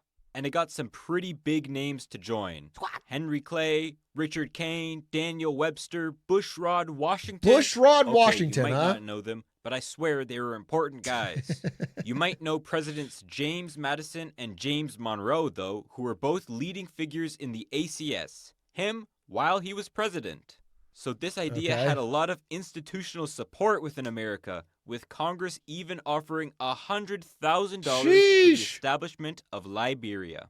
The first ship to sail over to Africa landed here on Sherbro Island in How did they get the 1822 with a whopping 86 people on board. Over the next few decades, more and more ships would come over to Dude, he this hates being area on the on the first West boat. African coast to create their own settlements, buying land from and warring with local Oh, they tribes. just bought it. Okay. For example, this strip of land was traded from a Gola leader for the price of about $300. Okay. And by traded, I of course mean traded at gunpoint. So there is this situation in which black Americans Okay. settled on the coast in what would become Liberia's cities, along with some immigrants from the Caribbean and repatriated slaves from captured slave ships, Okay. and then local and tribal peoples in what was called the hinterland. In modern Liberia, 16 are officially recognized. Throughout Liberian history, this first group, which would be lumped together as Congos or Americo-Liberians, only made up around 5% of the total I see, population. but they Yet probably would have almost complete economically political dominated? and economic control of the Yeah, country. okay. That's because initially the country was founded only for the Americo-Liberian settlers, which there are only a few thousand of. The okay. mass exodus of black Americans to these settlements never happened. Humans love doing especially this. after the end of the U.S. Civil War. So, to make up some size, the ACS merged with some other colonization societies, like this one from Maryland, who joined after they were aided in fighting a What the war fuck with the flag is native that? Crew and Grebos. In 1838, Well, it's like the Waluigi flag for America. What the fuck is this? It's like a Switzerland American Waluigi run by bees. What is aided in fighting a war with the native my Crew hat? and Grebos. In 1838, Bamerica. the Commonwealth of Liberia was created to govern all of these individual settlements on the coast. This settlement, Christopolis, would be renamed to Monrovia in honor of U.S. President James Monroe Damn. and become the political center for the settlers. Even today, around a third of Liberians live in and around Monrovia. But ironically, because of Monroe's doctrine of separating the hemispheres into zones of American and European interest, Liberia struggled to get American support after its establishment. Yikes. The towns struggled to raise the revenue needed to, well, build their cities and fight the tribes which they were constantly at war with. Most of the money they got came from duties, but the British, which had also set up Say an duty. ex-slave state next door, claimed that Liberia was a society or company or something, definitely not a government. Therefore, they had no authority to collect taxes. So, in 1847, Wait, the what- families of the coast... Why the fuck do the British care about whether or not people in fucking Liberia collect taxes? This is 18, I mean, the Brits cared about everybody, huh? They had their fucking nose in everybody's goddamn business. banded together to declare independence from the ACS. They would found the country of Liberia, the first democratic republic in Africa, modeled largely on where many of them came over from, the United States. Okay. The Constitution of Liberia was based largely on its parent copy. It established a legislative branch with an elected Senate and House of Representatives, a president who holds supreme executive power, and a judicial branch with an American-style Supreme Court. How about the that? Declaration of Rights is filled with American can't break classics that. like all men are born equal, all power is inherent to the people, and it's even got a "We the People" reference in its preamble. Some old throwbacks like you have to be a 21-year-old man with property to be able to vote. Okay. And some new hot takes like there shall be Kinda no changed that. slavery within this republic. There's one Pretty good for small 1847. provision tucked away in the miscellaneous editions, though. Pull up section 13. The great object of forming these colonies is to provide a home for the dispersed and oppressed children of Africa. None but persons of color shall be admitted to citizenship in Oh, this interesting. republic.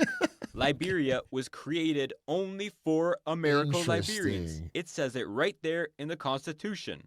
It also says in sections 14 and 15 that you can't buy land from Native Africans and the improvement of native lives is an object of the government. However, neither would become true. The hinterlands were ruled fairly autocratically by president-appointed paramount chiefs alongside Americo-Liberian district commissioners, Okay. creating what was essentially two separate legal systems, economies, and societies. Okay. The Americo-Liberian population spent the next century and a third monopolizing all the power in Liberia. Well, They that's dressed differently, talked differently, practiced Christianity, built plantation-style homes, were the bosses on large plantation-style farms, were the only ones elected, and because native land recognition wasn't legally respected, the only ones who could vote.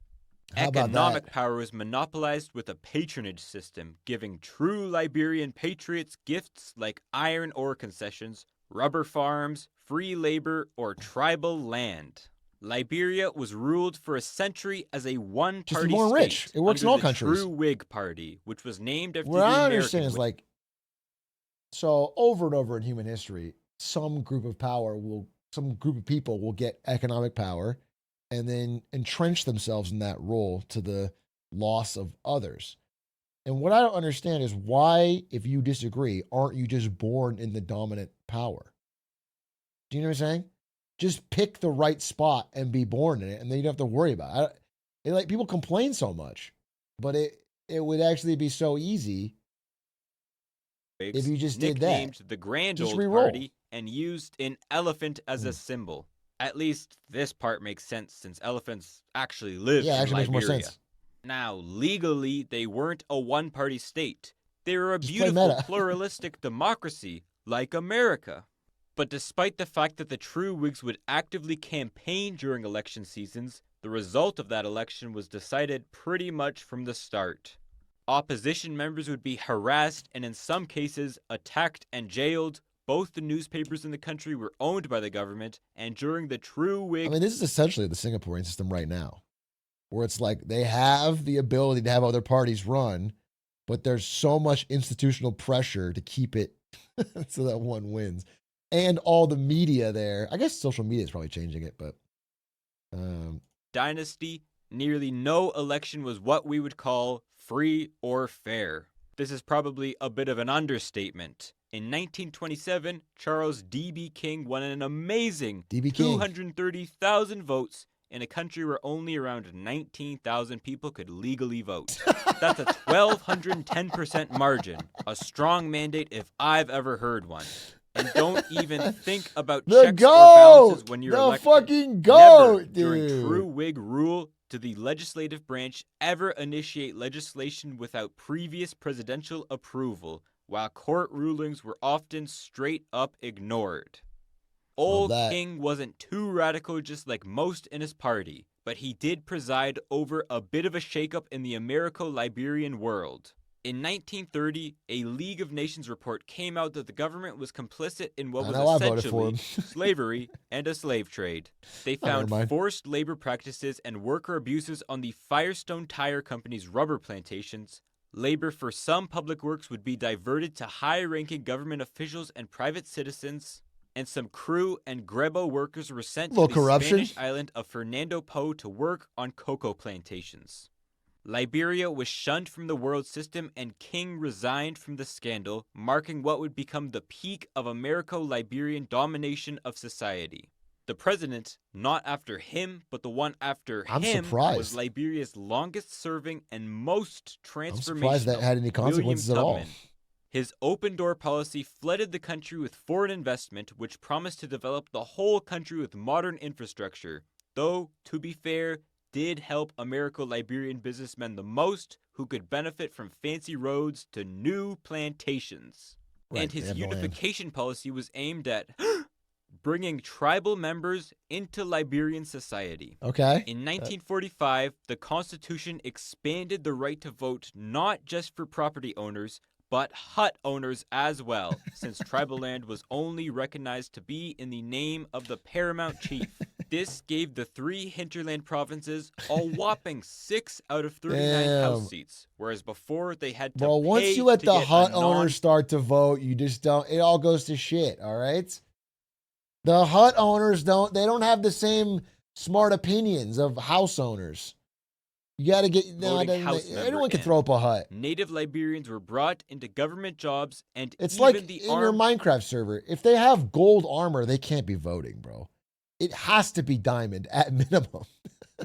Ideally, netherite only should be voting, okay, on the server rules. If they have fucking iron, it's just not. forces, although even in the government, still traditionally worked more grunt labor jobs, making the country No green tops allowed. institutionally stronger, maybe institutionally weaker, perhaps institutionally different, yes, and a major vibe shift for sure. And still, the trajectories of these two different people were too far gone after decades of neglect towards the tribes. Yep. In fact, many resources came from the hinterland, land and labor, but also with the introduction of a hut tax, financial and food resources hut as tax? well. This would be enforced through armed troops, the frontier force which fought many uprisings throughout Liberian history. Often, they'd live off the land, staying alive through the pillage of local villages. William Tubman, great reformer, died in 1971, succeeded by William Tolbert, okay reformer. It was during his presidency when the entire Americo-Liberian system came to a collapse. Okay, I swear to God, I was just gonna say this, but it would have sounded so pre-watched, so I'm glad I didn't say it. Swear to God, I was gonna say this is what I was gonna say, and I'm so glad I didn't say it because I wanted to make sure I don't sound pre-watched. There's so many times in history where there'll be like a brutal, repressive regime. And what actually breaks them is when they try to reform and fix it. It's like things are so bad, and then they ease up on the gas just a little bit. They're like, we gotta, but because that opens the crack, everything falls apart. Okay? It's like the fucking, glasnost and perestroika reforms in Russia and USSR. Bro, once they try to be like, okay, we can make this work. We can fix some of these brutal problems. People want more. Of course they want more because you haven't undone any of the problems, and now they feel like they can actually make progress. And then it just collapses, dude. That's like a true running theme in history. The first sign of instability was when he raised the price of rice by 50%. It's almost like it's too late. Like I mean, it's hard to see what the counterfactual will be with continuing their oppression, because the reason they do the reforms is because it's like untenable to keep it. So but it just feels like they very rarely reform strongly enough to maintain the system realistically. But it developed the interior, and because his family owned the rice monopoly, but this ended in student then national riots. I'll tell you right now, like in North Korea, bro, if they try to like open up North Korea with some reforms, that whole shit would collapse. That if they try to, do a perestroika type thing in North Korea, it would cause such radical change. It's the rice riot. Posture check? It's usually a good barometer that a country is unstable when cities get burnt down from increased food prices rather than, I don't know, what we do now. Tolbert was out within a year of these protests, not by resignation, but by bullet. Who was in? Samuel Doe, who orchestrated the coup, executing him and 13 members of his government. One thing about Sam is he was Kron, not Americo-Liberian, and his gang was made of disgruntled tribal members who joined the previously all Americo-Liberian armed forces. While many in the outskirts were excited to have an indigenous leader, hoping for some sort of deep change in the country's political system, it became pretty clear just a few years into his reign that he was going to do exactly what the true Whigs did, Oh, shocker. just for the Kron instead. Another coup attempt was carried out by Thomas Fucking Kiwankpa, shocker, who dude. failed, was mutilated by Doe's guards, and dragged through the streets of Monrovia. Doe became increasingly paranoid and autocratic, persecuting members of the Gio and Mano tribes for their supposed role within the plot. As Americo-Liberians fled, bringing suitcases full of hard currency with them, Krons moved en masse to the capital, and in something straight out of Animal Farm, military and government roles were filled with Kron loyalists. Nothing was going to change under Doe's leadership, so the country remained unstable Bummer. and ripe for yet another coup. This time, it was led by Charles Taylor, who was only half Americo-Liberian. Okay. He'd previously worked with Doe's government, but was exiled to the U.S. after being accused of stealing around $900,000 Well, he's not going to from steal a him. few. In America, because the government supported Samuel's anti-communist position, there was enough diplomatic sway to get him jailed. But somehow, he escaped to be trained in Gaddafi's Libya, sent to Cote d'Ivoire, and started a march on the escaped? capital, officially starting Liberia's civil war period, which wouldn't fully end for 14 years with Charles's next exile. Charles led the National Patriotic Front of Liberia through Nimba County, where he picked up huge support, being the people most targeted by the Doe regime massacres. The war he Okay. brought was pure chaos, extolling an unthinkable human toll. It's estimated over 200,000 people, 10% of the population, was killed, and 1 million people were displaced. Entire villages were Jesus razed. Christ. There were mass executions where members of the same What's this tribe guy's would be name? buried in mass graves, Charles Taylor? and the widespread use of the war's biggest cultural legacy, child soldiers. The NPFL would go on to control about 80% of the countryside, exploiting tribal divisions on the 6-month journey to Monrovia. During that time, multiple groups had splintered off of them, led by charismatic warlords. One of them was the independent NPFL, led by Prince Johnson. These forces, ULIMO, couldn't even stay together, so they splintered off into splinters. Ulimo K and Ulimo J split along, who would have guessed it, ethnic lines, Mandingos and you hate to Krons. see it. And in total, there were 7 factions throughout You the hate war. to see All it, of bro. these, along with the Liberian Peace Council, Lofa Defense Force made to protect themselves from Mandingo attacks, and Samuel Doe's Armed Forces of Liberia. Lots It of fighting. seemed like no other intergovernmental organization was going to stop the conflict, so the Economic Community of West African States tried to intervene through their peacekeeping force, ECOMOG. Their God, goal they got was to contain ECOMOG'd? the conflict within Liberian borders for one, but also, of course, to keep the peace. Monrovia had degenerated into a ghost town with looting, killing, displacement, and just general chaos. And throughout this whole ordeal, Samuel Doe was cooped up in his executive mansion, waiting for the inevitable. But when he left you're the gonna get condo for a cooed. bit to visit the ECOMOG base, he was captured by INPFL forces and in an infamous case, tortured, lost these extremities. Jesus Christ! Beheaded, all recorded by Prince Johnson, which I feel like would end most people's political careers in a democracy. But Prince was an elected senator until his death in 2024. Jesus Christ. ECOWAS had finally been able to get the parties to sign Jesus a couple of Christ. ceasefires. Okay. Now, the factions, after We're a in the decade of 90s fighting, now? had been able to come together to create a lasting peace. What the country needed now was trust building, to Okay. rebuild its institutions, and a way to mend all the damages that were caused to each other. Fingers crossed. So, Liberia held its first fair election, possibly in its history. Okay. And who won? Huh? Oh, Charles Taylor won in a massive landslide. Wait, I'm yeah, sorry. there's no trust to be built by this. Many Wait, am I not following the story? Isn't Charles Taylor beheaded? Am I smoking crack? Didn't he just get his head chopped off in this story? Am I losing my mind? Oh, that was Doe. Okay. Okay. Oh, I misfall. Okay. That's Doe. Liberians voted Okay. for him because they believed fighting Okay. would continue unless he won the election. I you know, see. because he started the Civil War and all. Okay. In fact, one of the more infamous slogans from his campaign was, "He Damn. killed my ma, he killed my pa, but I'll still vote for him." Taylor quickly created an author.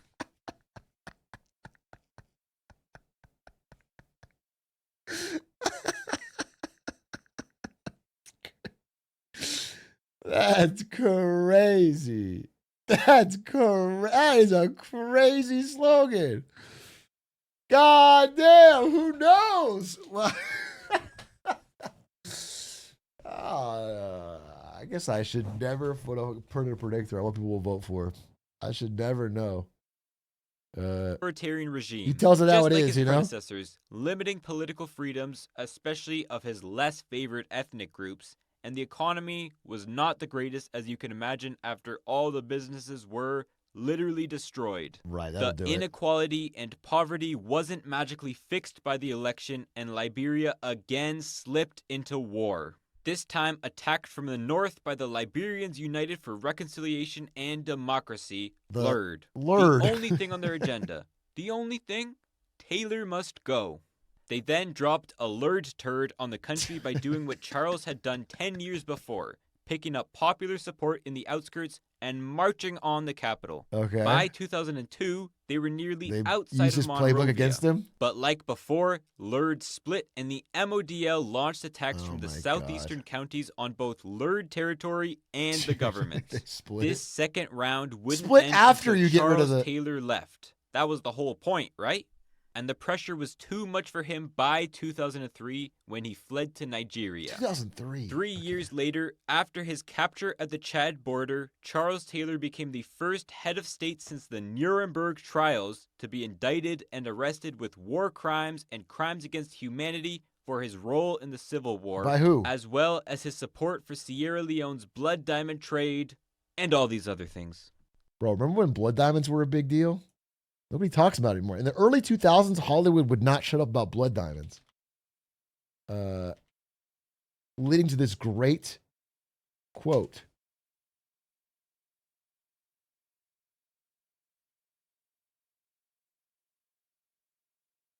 You know, in America, it's bling.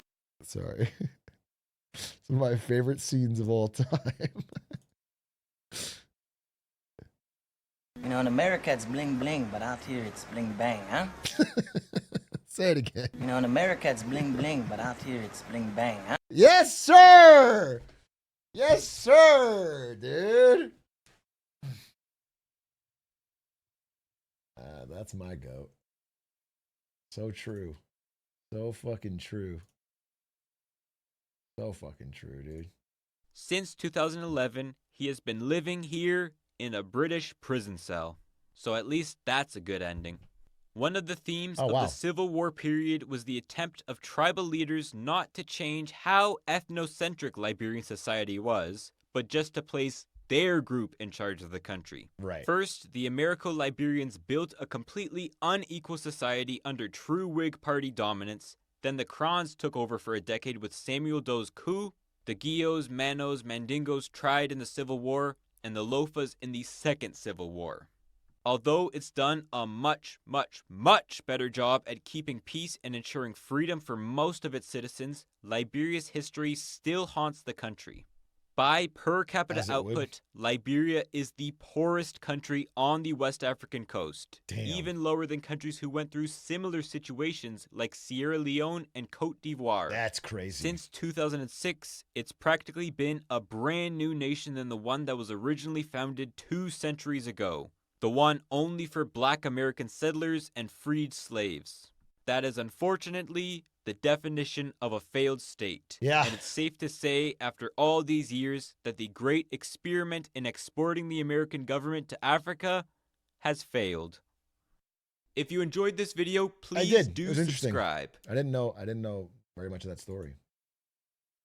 All right, Shed, that's it for me tonight. Thank you very much. I have stuff to do, but I appreciate you watching. That's a fun stream today. I'll be back tomorrow. Probably not as early because I have to do the pod, but I still enjoyed it, and I enjoyed my time with you. And we're doing Road to Empress this week. We're doing an interview with Melody Wright this week. Got a lot going on. Sevens, appreciate you. Goodbye. Good luck. Godspeed. Is anyone live? I think we'll probably do a best tweets this week too. Could raid Zane, dude. We could raid.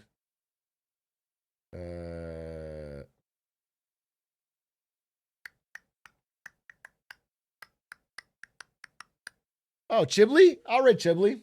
Sounds fun. Raid Chibley. Big Chibley fan around here.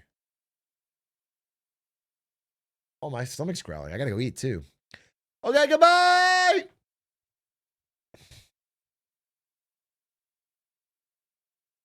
Click the button. Click the button so I send 3,000 viewers. It's always good to rate with the 3,000 bomb. Okay? 20 people click the fucking button. 11 people? 9 people? Click the button. Click the fucking button. 5 people. 5 people click it. 2 people click it. God, boom.